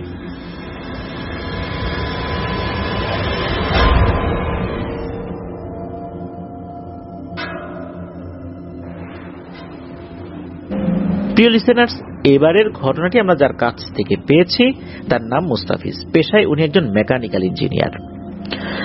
উনি বর্তমানে কুমিল্লা শহরে থাকলেও ওনার দেশের বাড়ি কুষ্টিয়া জেলার সদর উপজেলার পৌরসভার 21 নং ওয়ার্ডে। ঘটনাটি ওনার আপন বড় ভাইয়ের সাথে ঘটেছিল। সময়কাল 1985। ওনার ভাইয়ের বয়স যখন 2 মাস তখন এই ঘটনাটি ঘটেছিল। ওনার বাবা একজন পুলিশ সদস্য আর ওনার পোস্টিং ছিল বগুড়ার আদমদিঘি থানায়। থানার কাছাকাছি একটা আধা পাকা বাড়িতে ভাড়া নিলেন ওনার বাবা। ওই বাড়ির যিনি মালিক একজন বৃদ্ধা ভদ্রমহিলা, তার বাড়িতে মোট 3টা ঘর ছিল। একটা ঘরে ওই বৃদ্ধা ভদ্রমহিলা অর্থাৎ যিনি বাড়িওয়ালি উনি আর ওনার এক নাতি থাকতেন। অন্য আর একটা ঘরে মুস্তাফিজ ভাইয়ের মা বাবা থাকতেন। আর একটা ঘরে থানার মুন্সি কাকা থাকতেন। থানার মুন্সি কারা এই বিষয়ে কারো কারো ধারণা থাকলেও বোঝার সুবিধার্থে একটু বলে নেই। সেটা হচ্ছে থানায় লেখালেখির কাজ করার জন্য একজন ব্যক্তি থাকেন যাকে সাধারণত মুন্সি বলা হয়। অনেক সময় দেখা যায় যে পুলিশ সদস্য না এমন ব্যক্তিও মুন্সির দায়িত্ব পালন করেন, কেননা এই ধরনের কাজগুলোর ক্ষেত্রে দীর্ঘ সময় দিতে হয়। আর একজন পুলিশ সদস্য কিন্তু সার্বক্ষণিক থানায় বসে থাকতে পারেন না, সব সময় কিন্তু ছোটাছুটির মধ্যে থাকতে হয়। ডিউটি অফিসার যখন থাকেন তাকেও কিন্তু খুব ব্যস্ত থাকতে হয়, যে কোনো সময় ফোন আসতে পারে, যে কোনো সময় চলে যেতে হতে পারে। বিভিন্ন মানুষ যখন থানায় আসেন তখন তাদের বিভিন্ন অ্যাপ্লিকেশন লেখা থেকে শুরু করে নিয়ে অনেক জটিলতা দেখা দেয়। এই সমস্ত কাজ যিনি করে থাকেন সাধারণত তাকে মুন্সি বলা হয়। কোনো কোনো থানায় পুলিশদের মধ্যেই কেউ কেউ এই মুন্সির দায়িত্ব পালন করে থাকেন, আবার কোনো কোনো থানায় এই বিষয়ে অভিজ্ঞ পুলিশ সদস্য নন এমন কোনো ব্যক্তিও এই দায়িত্ব পালন করে থাকেন। তো এরকম একজন ব্যক্তি ছিলেন এই মুন্সি কাকা। তো এই মুন্সি কাকা উনিও ওনার পরিবার নিয়ে আর একটা ঘরে থাকতেন। মুন্সি কাকার ওই সময় কোনো সন্তানাদি না হলেও ওনার স্ত্রী ছিলেন অন্তঃসত্ত্বা। ওই একই সময়ে মুস্তাফিজ ভাইয়ের মাও অন্তঃসত্ত্বা ছিলেন। তাদের দুজনেরই ডেলিভারির সময় খুব কাছাকাছি ছিল। হয় কি যে প্রথম সন্তান ভূমিষ্ঠ হওয়ার যেই ব্যাপারটা, এই বাংলাদেশের প্রেক্ষাপটে কিন্তু সাধারণত মহিলারা প্রথম সন্তান ভূমিষ্ঠ হওয়ার আগে তার মায়ের বাড়িতে চলে যান। মানসিক একটা সাপোর্ট তো থাকে নিজের মায়ের বাড়িতে। এই জন্য বাংলাদেশের প্রেক্ষাপটে আমরা কিন্তু এটা সবসময় দেখে থাকি। যেহেতু মুস্তাফিজ ভাইয়ের মায়ের ডেলিভারির সময়টাও খুব কাছাকাছি চলে এসেছিল, যার কারণে মুস্তাফিজ ভাইয়ের বাবা মুস্তাফিজ ভাইয়ের মাকে তার মায়ের বাড়িতে রেখে আসেন। সেখানে মুস্তাফিজ ভাইয়ের একজন বড় ভাই জন্মগ্রহণ করেন, স্বাভাবিকভাবেই জন্মগ্রহণ করেছেন। তো মুস্তাফিজ ভাইয়ের বাবা তো ঠিকঠাক মতো ডিউটি পালন করছেন, ওই সময় তো ঘরে উনি একাই আছেন। ওইদিকে হয়েছে কি, এই মুন্সি কাকার স্ত্রী, উনিও তো অন্তঃসত্ত্বা, তো ওনার ডেলিভারি হতে আরো বেশ কিছুদিন সময় লেগেছিল, মাসখানেকের মতো ছিল। তো মাসখানেক পরে এই মুন্সি কাকার স্ত্রী উনি একটি কন্যা সন্তান প্রসব করেন, স্বাভাবিকভাবেই জন্মগ্রহণ করেন, সুস্থ স্বাভাবিকভাবে আর কি। কন্যা সন্তান জন্মগ্রহণ করার কয়েকদিন পর মুন্সি কাকা ওনার স্ত্রী এবং কন্যা সন্তানকে নিয়ে ওনার ঘরে চলে আসেন। ঘরে যখনই চলে আসছেন, এরপর থেকেই এই মেয়ে এমন কান্নাকাটি শুরু করেছে, কোনোভাবেই কান্নাকাটি থামে না। মায়ের বুকের দুধও খায় না, অন্য কোনো খাবারও মুখে দেয় না, শুধু কান্নাকাটি করে, দিন রাত শুধু কান্নাকাটি করে। এই অবস্থা দেখে মুন্সি কাকা মুস্তাফিজ ভাইয়ের বাবাকে অনুরোধ করেন যে উনি যেন ওনার ঘরটা কিছুদিনের জন্য এই মুন্সি কাকার কাছে ছেড়ে দেন।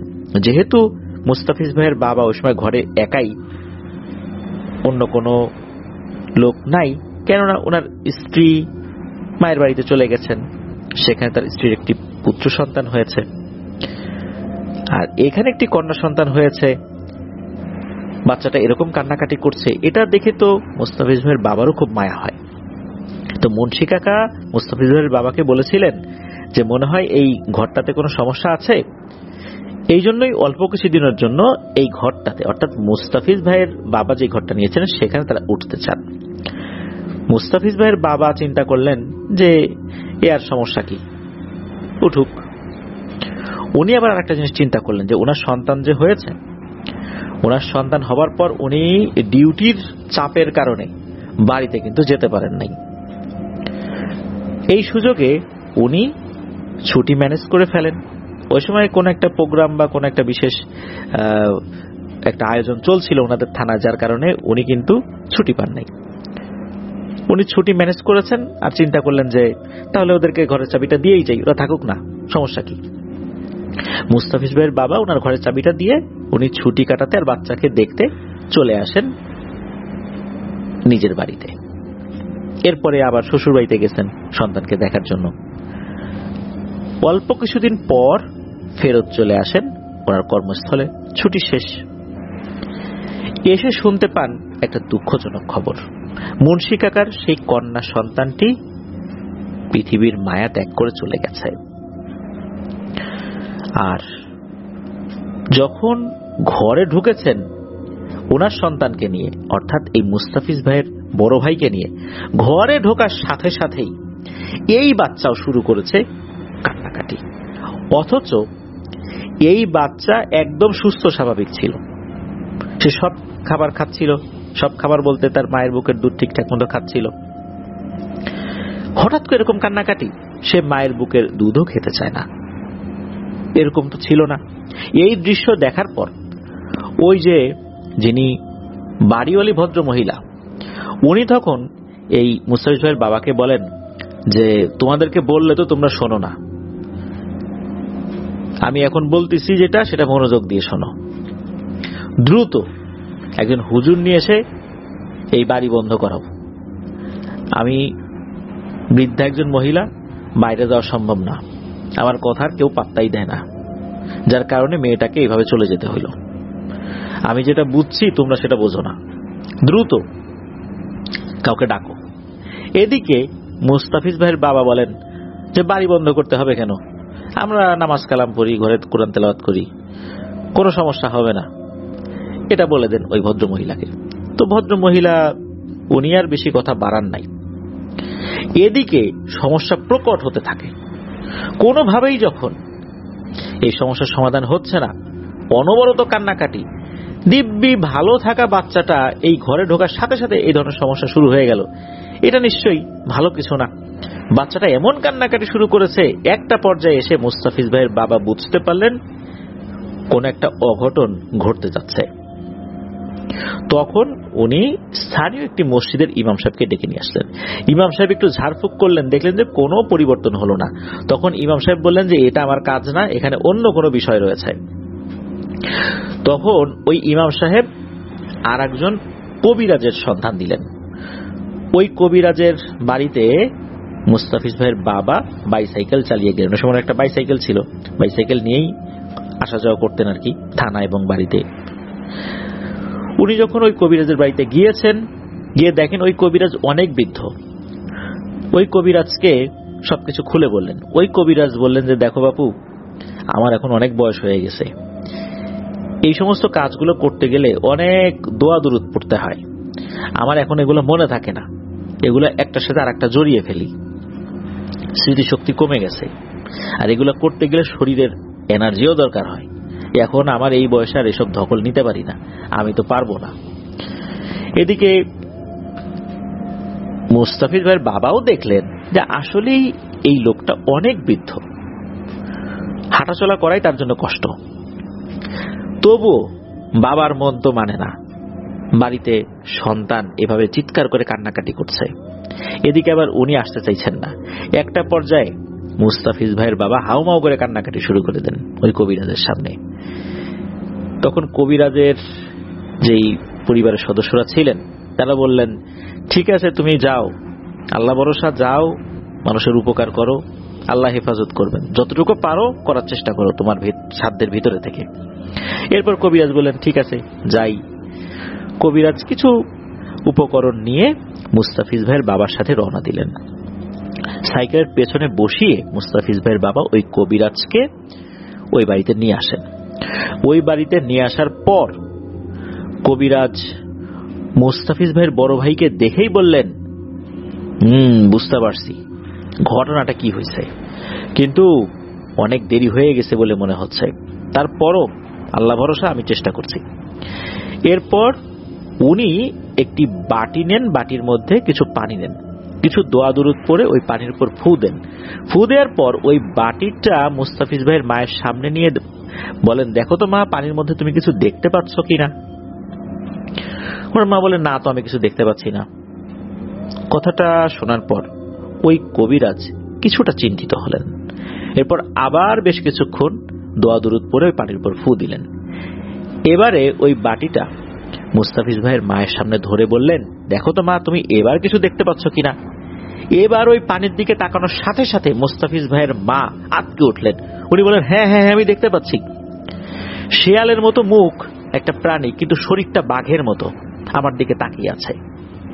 এরপর বাটিটা ওনার সামনের থেকে সরিয়ে আবার কিছু দোয়া দুরূদ পড়ে ফু দিলেন।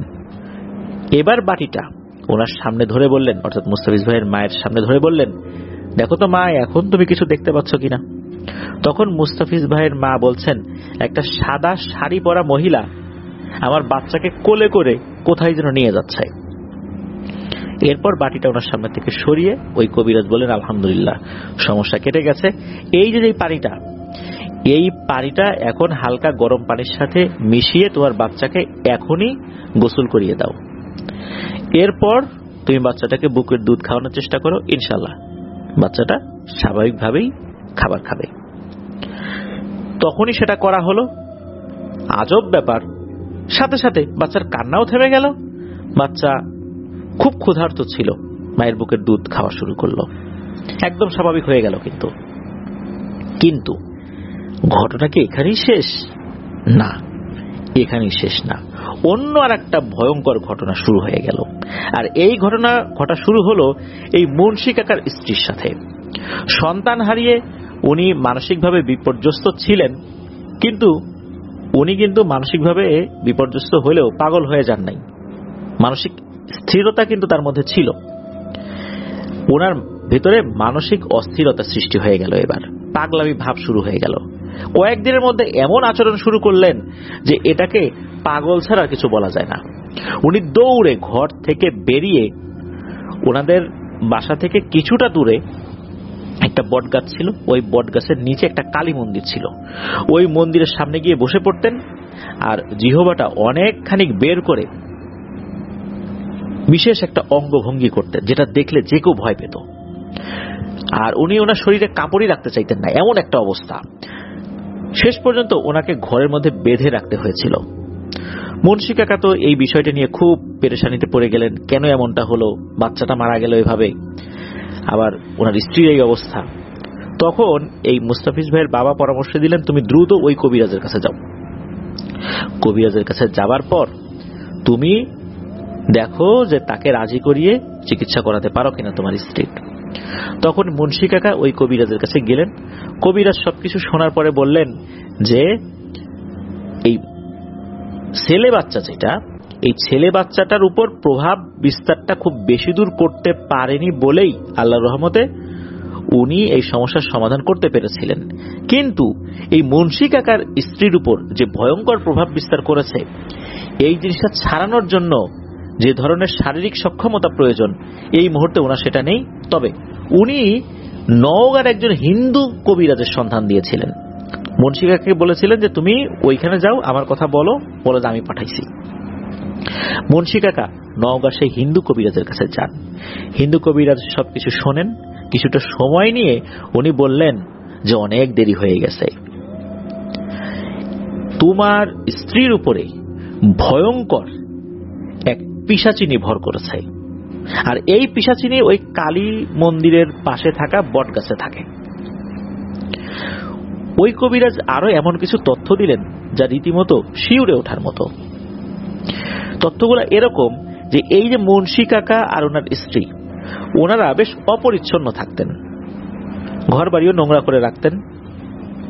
তো ওনার স্ত্রী যখন কন্যা সন্তান জন্মদান করেন, কন্যা সন্তানকে নিয়ে যখন হসপিটাল থেকে বের হয়েছেন, তখন ওনারা যখন ওই যে বটগাছ, ওই বটগাছের নিচ দিয়ে আসছিলেন, তখন ওই পিশাচিনীটা বটগাছের একটা ডালে বসে তন্ত্র সাধনা করছিল। যেহেতু ওই সময় ওই বাচ্চাটাও নোংরা অবস্থায় ছিল, ওনার স্ত্রীও নোংরা অবস্থায় ছিলেন, যার কারণে নাকি এর একটা প্রভাব ওই পিশাচিনীর উপরে পড়েছে, তার তন্ত্র সাধনা ভঙ্গ হয়ে যায়। আর এই কারণে সে খুব ক্ষিপ্ত হয়, খুব সহজেই এই দুইজনের উপর প্রভাব বিস্তার করে। তবে মূলত তার টার্গেট ছিল এই বাচ্চাটার উপরে। এই বাচ্চাটার উপর সে যখন প্রভাব বিস্তার করে, আর এই বাচ্চাটাকে সে মেরেও ফেলে, যার কারণে এই তন্ত্র সাধনা ভঙ্গ হওয়ার কারণে তার যে ক্ষতিটা হয়েছিল, এই ক্ষতিটা সে কিছুটা পুষিয়ে নেয়, কিন্তু পুরোপুরি না।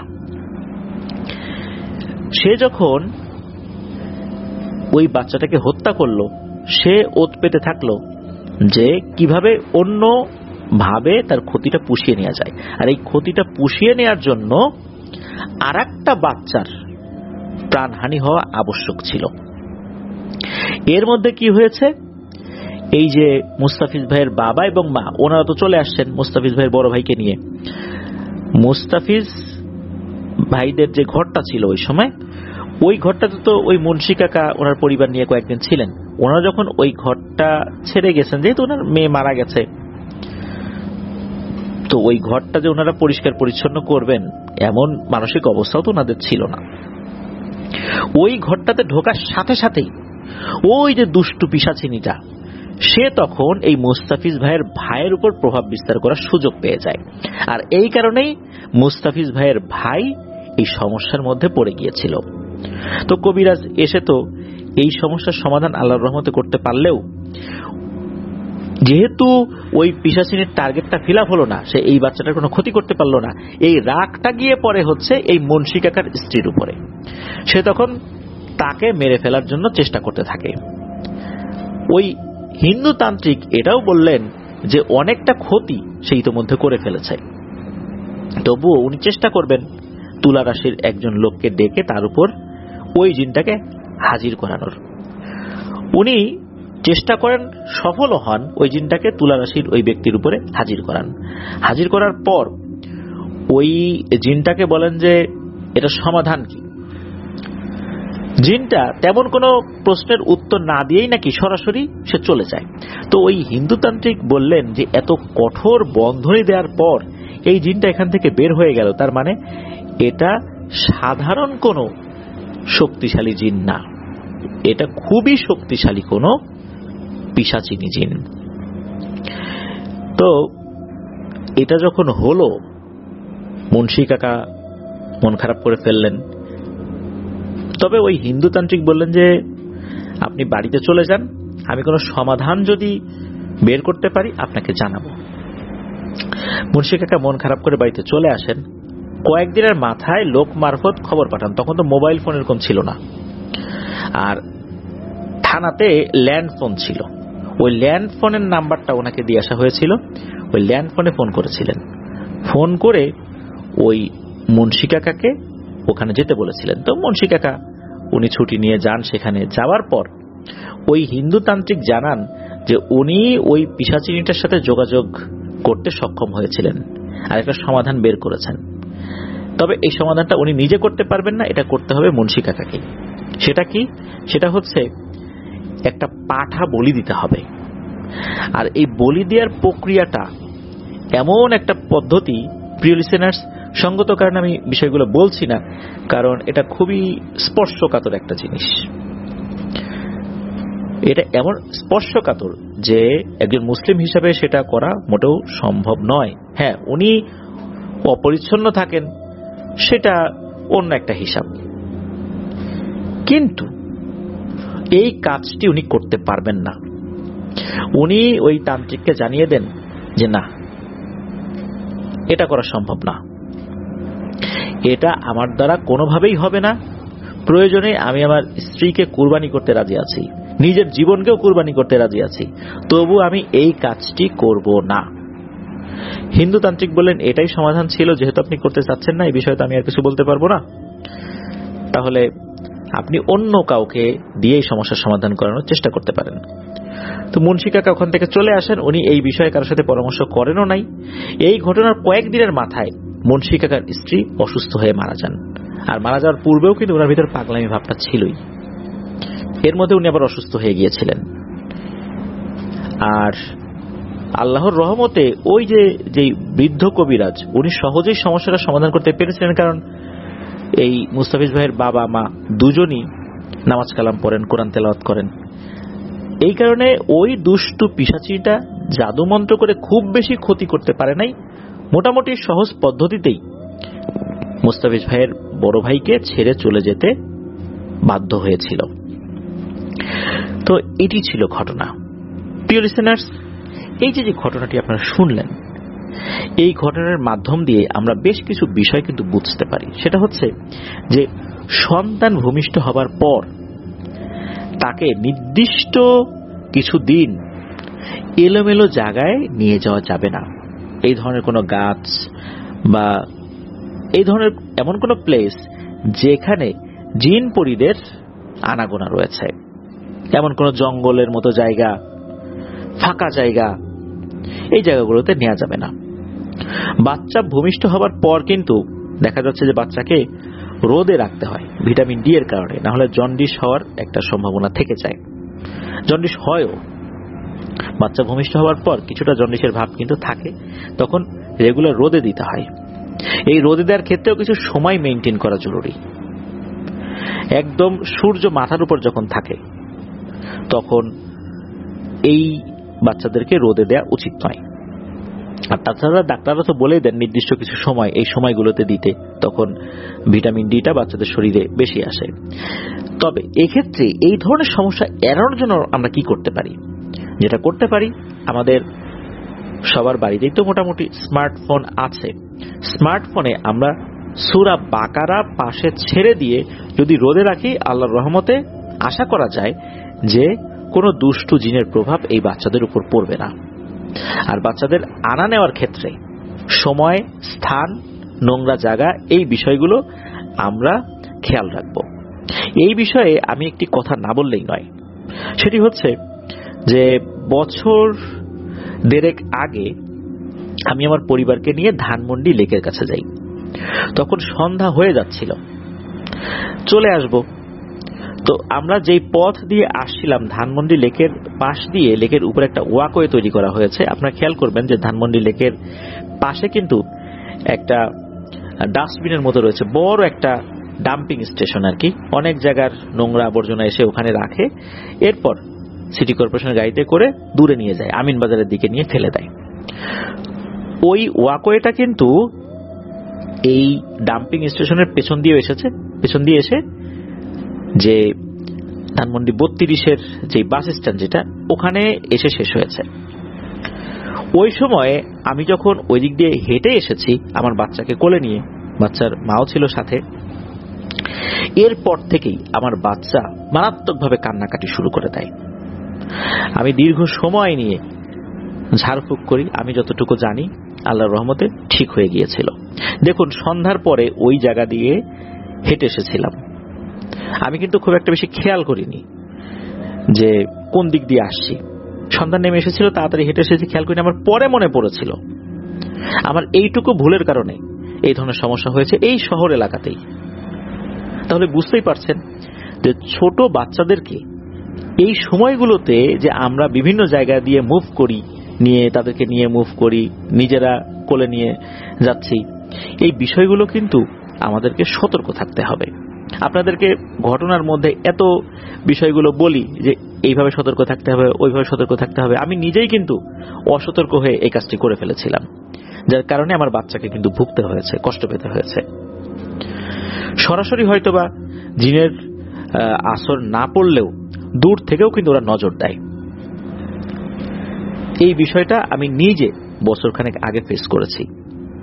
সুতরাং সবাইকে বলবো, এই সমস্ত জায়গা দিয়ে নিজেরা চলাচল করার সময় শরীরে দোয়া দুরূদ পড়ে ফু দিয়ে তো নেবই, কিন্তু শিশু বাচ্চাদেরকে নিয়ে মুভ করার সময় অবশ্যই এই জায়গাগুলো এড়িয়ে চলার চেষ্টা করব। আল্লাহ আমাদেরকে হেফাজত করুন। প্রিয় লিসেনার্স, চলে যাব আমাদের এবারের থার্সডে নাইটের এই এপিসোডের ষষ্ঠ এবং শেষ ঘটনায়।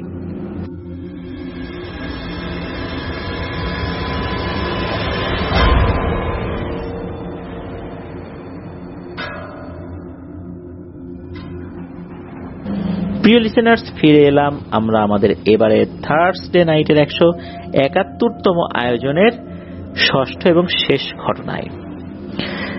ঘটনাগুলো কেমন লাগছে তা জানিয়ে এই ভিডিওর কমেন্ট সেকশনে কমেন্ট করতে কিন্তু ভুলবেন না। এছাড়া আমাদের ফেসবুক পেজ আর গ্রুপ তো রয়েছেই, আপনাদের হরর ওয়ার্ল্ড নামে, সেখানে গিয়েও আপনারা আপনাদের মতামত জানাতে পারেন। যারা আমাদের সাথে যুক্ত হয়ে ঘটনা উপভোগ করছেন বা পরবর্তীতে করবেন, তাদের কাছে বিনীত অনুরোধ, এই ভিডিও লাইক বাটনে প্রেস করতে ভুলবেন না, আর ভিডিওর লিঙ্কটাও বেশি বেশি করে শেয়ার করে দেবেন, যাতে অনেকেই আপনাদের হরর ওয়ার্ল্ড সম্পর্কে জানতে পারে। তারাও আমাদের ঘটনা শুনে উদ্বুদ্ধ হয়ে তারাও তাদের জানা বা তাদের পরিচিত কারো জানা ঘটনা সংগ্রহ করে আমাদেরকে পাঠাতে পারেন। আর ঘটনা পাঠাতে হবে লিখে বা রেকর্ড করে ইমেইলের মাধ্যমে। ইমেল অ্যাড্রেসটা হচ্ছে afnanthehorrorworldbd@gmail.com। স্পেলিংটা বলে দিচ্ছি, afnanthehorrorworldbd, afnanthehorrorworldbd@gmail.com। চলুন ঘটনায় চলে যাই। এবারের ঘটনাটি আমরা পেয়েছি একজন রেমিটেন্স যোদ্ধা ভাইয়ের কাছ থেকে, যার নাম আব্দুল করিম। ওনার বাড়ি কুমিল্লা জেলার 14গ্রাম উপজেলার আলকরা ইউনিয়নের লক্ষ্মীপুর গ্রামে। আর উনি যার কাছ থেকে ঘটনা শুনেছেন, ওই ব্যক্তিটা ওনার সাথেই একসময় কাজ করতেন, এখন অবশ্য অন্য জায়গায় কাজ করেন।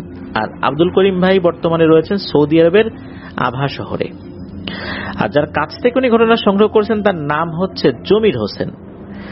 তার বাড়ি খাগড়াছড়ি জেলার মাটিরাঙ্গা উপজেলার টাইদং ইউনিয়নের নোয়াপাড়া গ্রামে। এই যে জমির হোসেন ভাই, উনি আবার এই ঘটনাটি যার সাথে ঘটেছে তাকে খুব ভালোভাবেই চেনেন। সেই ব্যক্তির নাম হচ্ছে বশির। এই বশির ভাইয়ের বাড়িও কিন্তু ওই একই গ্রামে। তো ঘটনাটি আসলে যেভাবে জেনেছেন সেভাবেই আব্দুল করিম ভাইকে উনি বলেছেন, চলুন ঘটনা শুনুন। তো এই ঘটনাটি মূলত ঘটেছিল এখন থেকে 10 বছর এরকম একটা সময় আগে হবে আর কি। তো এই যে জমির ভাই, ওনারা প্রায় 8-10 জন বন্ধু বান্ধব সবসময় একসাথে চলাচল করতেন, কারণ ওনারা সবাই গরু পালতেন। এই গরুগুলো নিয়ে বিভিন্ন জায়গায় যেতেন, পাহাড়ি বিভিন্ন জায়গায় যেতেন। গরুগুলোকে ছেড়ে দিয়ে ওনারা বন্ধুরা মিলে অনেক খেলাধুলা করতেন। 3টা জায়গার মধ্যে ওনারা সবচেয়ে বেশি যেতেন। সেই জায়গা 3টার নাম হচ্ছে খালিকারডন, বদারডন, তিতালঙ্গা। এটা ওখানকার স্থানীয় নাম আর কি। তো ওই এলাকাগুলোতে নাকি জিন ঘটিত অনেক ঘটনাই ঘটে। একদিন হয় কি, এই যে বশির, এই বশির বন্ধুটা হঠাৎ করে কোথাও যেন উধাও হয়ে যায়। কোথায় গেল খুঁজেই পাওয়া যাচ্ছে না। হঠাৎ করে কোথায় উধাও হয়ে গেল কেউ জানে না, তার পরিবার থেকে কেউ জানে না। কেউ কি কিডন্যাপ করেছে না কি, কারণ পাহাড়ি এলাকায় অনেক সশস্ত্র গোষ্ঠী রয়েছে, তারাও কিডন্যাপ করতে পারে, কিন্তু এরকম কোনো আলামতও পাওয়া গেল না। কিডন্যাপ হলে তো মুক্তিপণ বা এরকম কোনো কিছু চাইতে পারে, এমন কোনো কিছু খবর আসলো না। তাহলে কোথায় গেল? আর যতটুকু সম্ভব তথ্য নিয়ে জানা গেল যে সে উধাও হওয়ার আগে শহর এলাকায় তাকে দেখা গিয়েছিল, কেউ কেউ তাকে দেখেছিল। তাহলে নিশ্চয়ই কেউ কিডন্যাপ করেনি। এরকম অনেক ধরনের কথাই এক একজন বলতে থাকে, কেউ বলে কিডন্যাপ করেছে, কেউ বলে করে নাই, সে নিজেই পালিয়ে গেছে, এরকম বিভিন্ন ধরনের কথা আর কি। তো বেশ অনেকদিন সে নাই, হঠাৎ করে সে আবার উদ্ভব হয় কোথা থেকে। তবে পূর্বে যেভাবে তাকে হাসি খুশি দেখা যেত, এখন আর সেটা দেখা যাচ্ছে না। সে চুপচাপ থাকতো, দরকার ছাড়া কারোর সাথে কথা বলতো না, আগের মতো খেলাধুলা করতো না, কারোর সাথে খুব একটা মিশতো না। পরিচিত কাউকে দেখলে কেমন আছিস, ভালো, এতটুকুই। কোথায় গিয়েছিল, কি হয়েছিল, এগুলো নিয়ে খুব একটা কথা বলতে সে চাইতো না। তো বন্ধু বান্ধবরা, বিশেষ করে কাছের বন্ধু বান্ধব, যেমন এই যে জমির ভাই, ওনার মতো এরকম আরো যে কয়েকজন আছে, একদিন খুব চাপাচাপি করে ধরেছে যে বলতেই হবে, কোথায় গেছিলি, তোকে কেউ কিডন্যাপ করেছিল? বলে যে না, কেউ আমাকে কিডন্যাপ করে নাই, আমি নিজেই চলে গেছিলাম। কোথায়? তখন সে জানায় যে সে ভারতে চলে গিয়েছিল, আসামে। সে আসামে গিয়ে তন্ত্রমন্ত্র শিখবে এই চিন্তা করে গিয়েছে। তবে সেখানে যাওয়ার পর দেখলো যে এই তন্ত্রমন্ত্র শেখার জন্য একজন গুরু প্রয়োজন। আর এই গুরু যারা আছেন, অনেকেরই ভাষা এই বশির ভাই বোঝেন না, আর এই গুরুদের কাছে দীক্ষা নিতে হলে দীর্ঘ সময় প্রয়োজন। ওখানে গিয়ে উনি দেখলেন যে অনেকে আছেন 20 বছর 25 বছর ধরে দীক্ষা নিচ্ছেন, এখনো তার বাড়িতে ফেরত যান নাই। উনি চিন্তা করলেন যে এত ধৈর্য তো আমার নাই, আমি তো এরকম বছরের পর বছর ধরে এই গুরুকে খুশি করে আমি তন্ত্রমন্ত্র শিখতে পারবো না। আমার দরকার দ্রুত জিনিস, আমার দ্রুত কাজ হাসিল হওয়া চাই। কি উদ্দেশ্য না ছিল? ছোটবেলা থেকেই ওনার হচ্ছে ধন সম্পত্তির প্রতি বেজায় লোভ ছিল, মানে তাকে ধনী হইতে হবে, যে কোনো ভাবে তাকে ধনী হইতে হবে। উনি চিন্তা করলেন ধনী হওয়ার উপায় কি, এইভাবে নর্মাল কাজ করে তো ধনী হওয়া যাবে না। আর লেখাপড়াও খুব বেশি দূর তো আগান নাই যে চাকরি বাকরি করে চাকরি পাবেন, সেই চাকরির টাকা দিয়ে উনি ধনী হবেন, সেই সুযোগও নাই। ব্যবসা বাণিজ্য যে করবেন, তাদের আর্থিক অবস্থা এরকম ভালো ছিল না। তাহলে ধনী হওয়ার উপায় কি? সেটা হচ্ছে তন্ত্রমন্ত্র শিক্ষা অর্জন করে যদি গুপ্তধন পাওয়া যায়। উনি শুনেছিলেন তন্ত্রমন্ত্রের মাধ্যমে গুপ্তধন হাসিল করা যায়, তাহলে উনি ধনী হয়ে যেতে পারবেন অল্প সময়। আসামে গিয়ে বেশ কিছুদিন ঘোরাফেরা করে যখন দেখলেন যে এই অবস্থা, তখন চিন্তা করেন ধুর, গুরুর কাছে কোনো দীক্ষাই নেব না, এর থেকে ভালো ঘোরাঘুরি করে জাদুর একটা বই কিনে নিয়ে যাই, সেই বই অনুযায়ী গুপ্তধন পাওয়ার চেষ্টা করব। সে একটা কি করছে, বই কিনে নিয়ে আসছে। মানুষ আসামে গিয়ে গুরু ধরে তন্ত্রমন্ত্র শেখে, সে ওই উদ্দেশ্যে গেল, যখন দেখলো বাস্তবতা ভিন্ন, তখন সে একটা বই কিনে নিয়ে আসছে। এই বই কিনে নিয়ে আসার পর থেকে সে বিভিন্নভাবে চর্চা করার চেষ্টা করে যে কোনটা করলে ভালো হয়, কোনটা করলে ভালো হয়। সে নাকি মাঝে মাঝেই একটা মুসলিম কবরস্থানে গিয়ে একটা ভাঙা কবরের ভিতরে বসে বসে সে বই পড়তে থাকে। এটা পড়তে পড়তে নাকি কিছু হাসিল হলেও হইতে পারে। তো এরকম চিন্তা থেকে সে যেহেতু এই কাজ করে, আর এই কাজ করতে গেলে সাধারণ মানুষের সাথে মেশা যাবে না, বেশি কথা বলা যাবে না, গম্ভীর হয়ে থাকতে হবে, এরকম বেশ কিছু নিয়ম কারণ নাকি করতে হবে বা পালন করতে হবে, এটাও ওই বইয়ে লেখা আছে। এই জন্য সে কারোর সাথে সচরাচর কথা বলতে চায় না, মিশতে চায় না। এরপর লোকজন বুঝলো, ও আচ্ছা, তাহলে এই ব্যাপার, বশির তাহলে এই ধান্দাতে হাওয়া হয়ে গেছিল, এখন আবার এই তন্ত্রমন্ত্রের বই নিয়ে এসে সে সেটা বিশ্লেষণ করে গুপ্তধন হাতানোর একটা চিন্তা ভাবনা করতেছে। তখন ওনারা আবার জিজ্ঞেস করলেন যে কিভাবে গুপ্তধন হাসিল করবি? তখন বলছে ওখানে অনেক ধরনের নিয়ম কারণ লেখা আছে, শ্মশানে গিয়েও করা যায়, লাশের পোড়া কিছু অংশ থাকে যেগুলো পোড়ে না, এগুলো দিয়েও করা যায়। এর মধ্যে আর একটা সহজ পদ্ধতি আছে, সেটাই এই বশির ভাই করবেন বলে জানালেন। বলে যে শ্মশানে যাওয়া আমার পক্ষে সম্ভব না, ওইটা খুব ঝুঁকিপূর্ণ কাজ, অপেক্ষাকৃত সহজ একটা কাজ আছে। কি সেই সহজ কাজ? তখন এই বশির ভাই বললেন যে একটা নির্জন স্থানে যেতে হবে রাতের বেলা, সেখানে গিয়ে একটা ছোটখাটো হোক বড় হোক একটা মাটির একটা পাত্র, এই পাত্রটা নিয়ে যেতে হবে, এর মধ্যে 11টা কলা এবং 1 কেজি দুধ রাখতে হবে। তবে একটা শর্ত আছে, এই মাটির পাত্রটা নিয়ে যাওয়ার পর এক নিঃশ্বাসে গর্ত করতে হবে, এক নিঃশ্বাসে যতটুকু গর্ত করা যায়, এক নিঃশ্বাসে গর্ত করে ওই পাত্রটা ওই গর্তের উপরে বসিয়ে দিয়ে ঘুরে এক নিঃশ্বাসেই 11 কদম পেছনে চলে যেতে হবে, ওই পাত্রের দিকে তাকানো যাবে না। এরপর পেছন দিকে ঘূর্ণি বায়ু হচ্ছে এরকমটা বোঝা যাবে, কিন্তু পেছন দিকে তাকানো যাবে না। 11 কদম আসার পর নিঃশ্বাস ছাড়া যাবে, তবে সেটা একবারই। একবার নিঃশ্বাস ফেলে আবার দম টেনে নিয়ে 40 কদম হেঁটে যেতে হবে। হেঁটে যেতে হবে কিন্তু ওই হাড়িটাকে পেছন দিকে রেখে। 40 কদম হেঁটে যাওয়ার পর ওই হাড়ির দিকে না তাকিয়ে সোজা বাড়িতে চলে যেতে হবে। পরের দিন একই সময়, অর্থাৎ যেই সময়ে হাড়িটা ওখানে রাখা হয়েছিল 1 মিনিট আগে পরে না, ওইখানে যেতে হবে, গিয়ে ওই পাতিলটা আনতে হবে। তখন ওই পাতিলটা আর খালি থাকবে না, সেখানে থাকবে অঢেল সম্পদ, গুপ্তধন।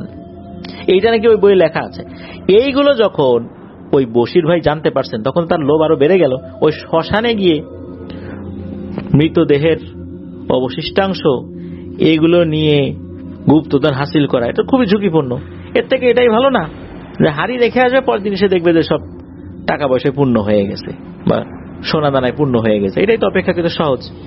তো উনি ওই পদ্ধতিটাই অবলম্বন করার চিন্তা করেছিলেন।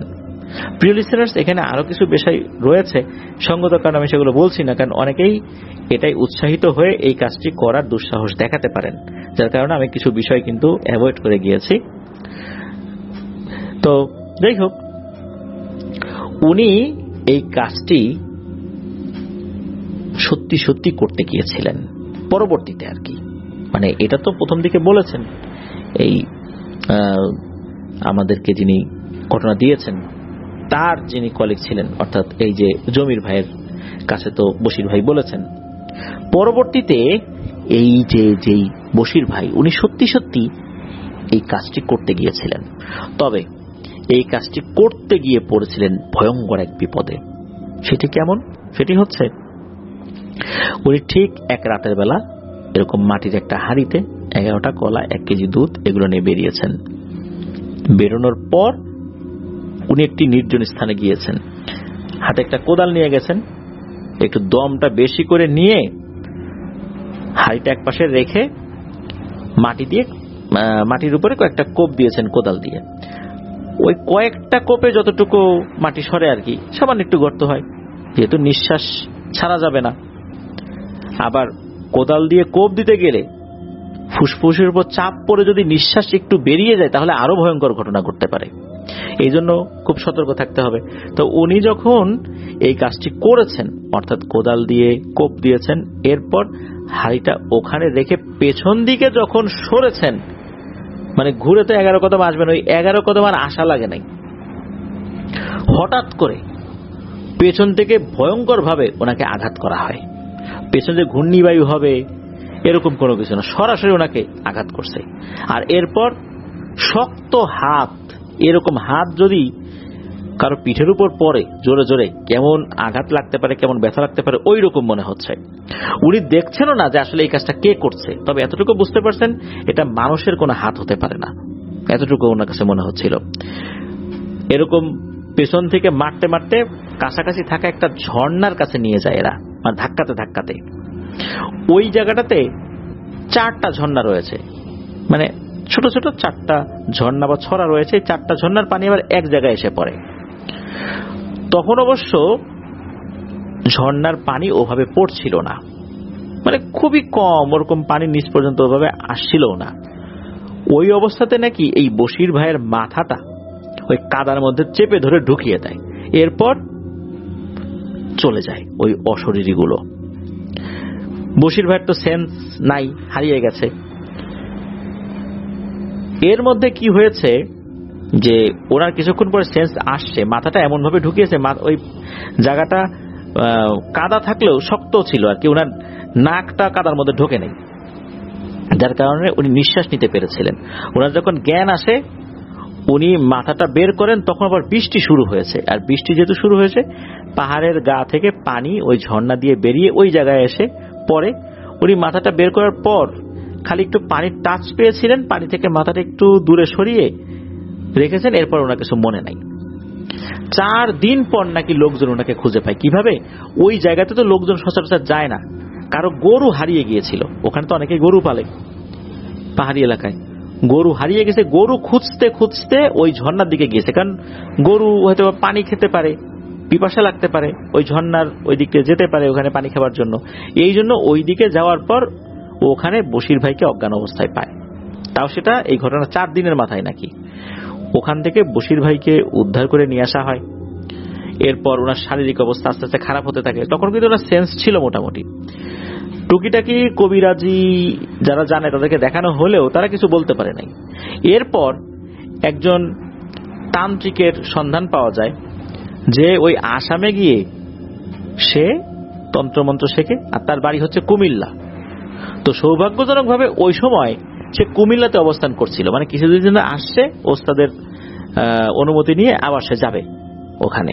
তো কুমিল্লাতে সে আসছে, এরকম একটা সন্ধান যখন পাওয়া যায়, কুমিল্লাতে তার কাছে নিয়ে যাওয়া হয়। তো কুমিল্লাতে যখন তার কাছে নিয়ে যাওয়া হয়, তখন এই বশির ভাইকে দেখেই নাকি ওই তান্ত্রিক অশুভ কিছু বুঝতে পেরেছিলেন।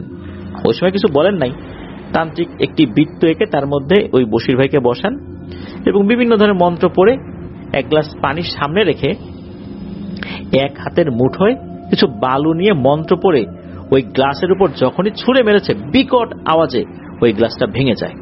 এটা দেখে তো সবার মনের মধ্যে ভয় চলে আসে, একটা ভয়ঙ্কর অবস্থা সৃষ্টি হয় ওখানে।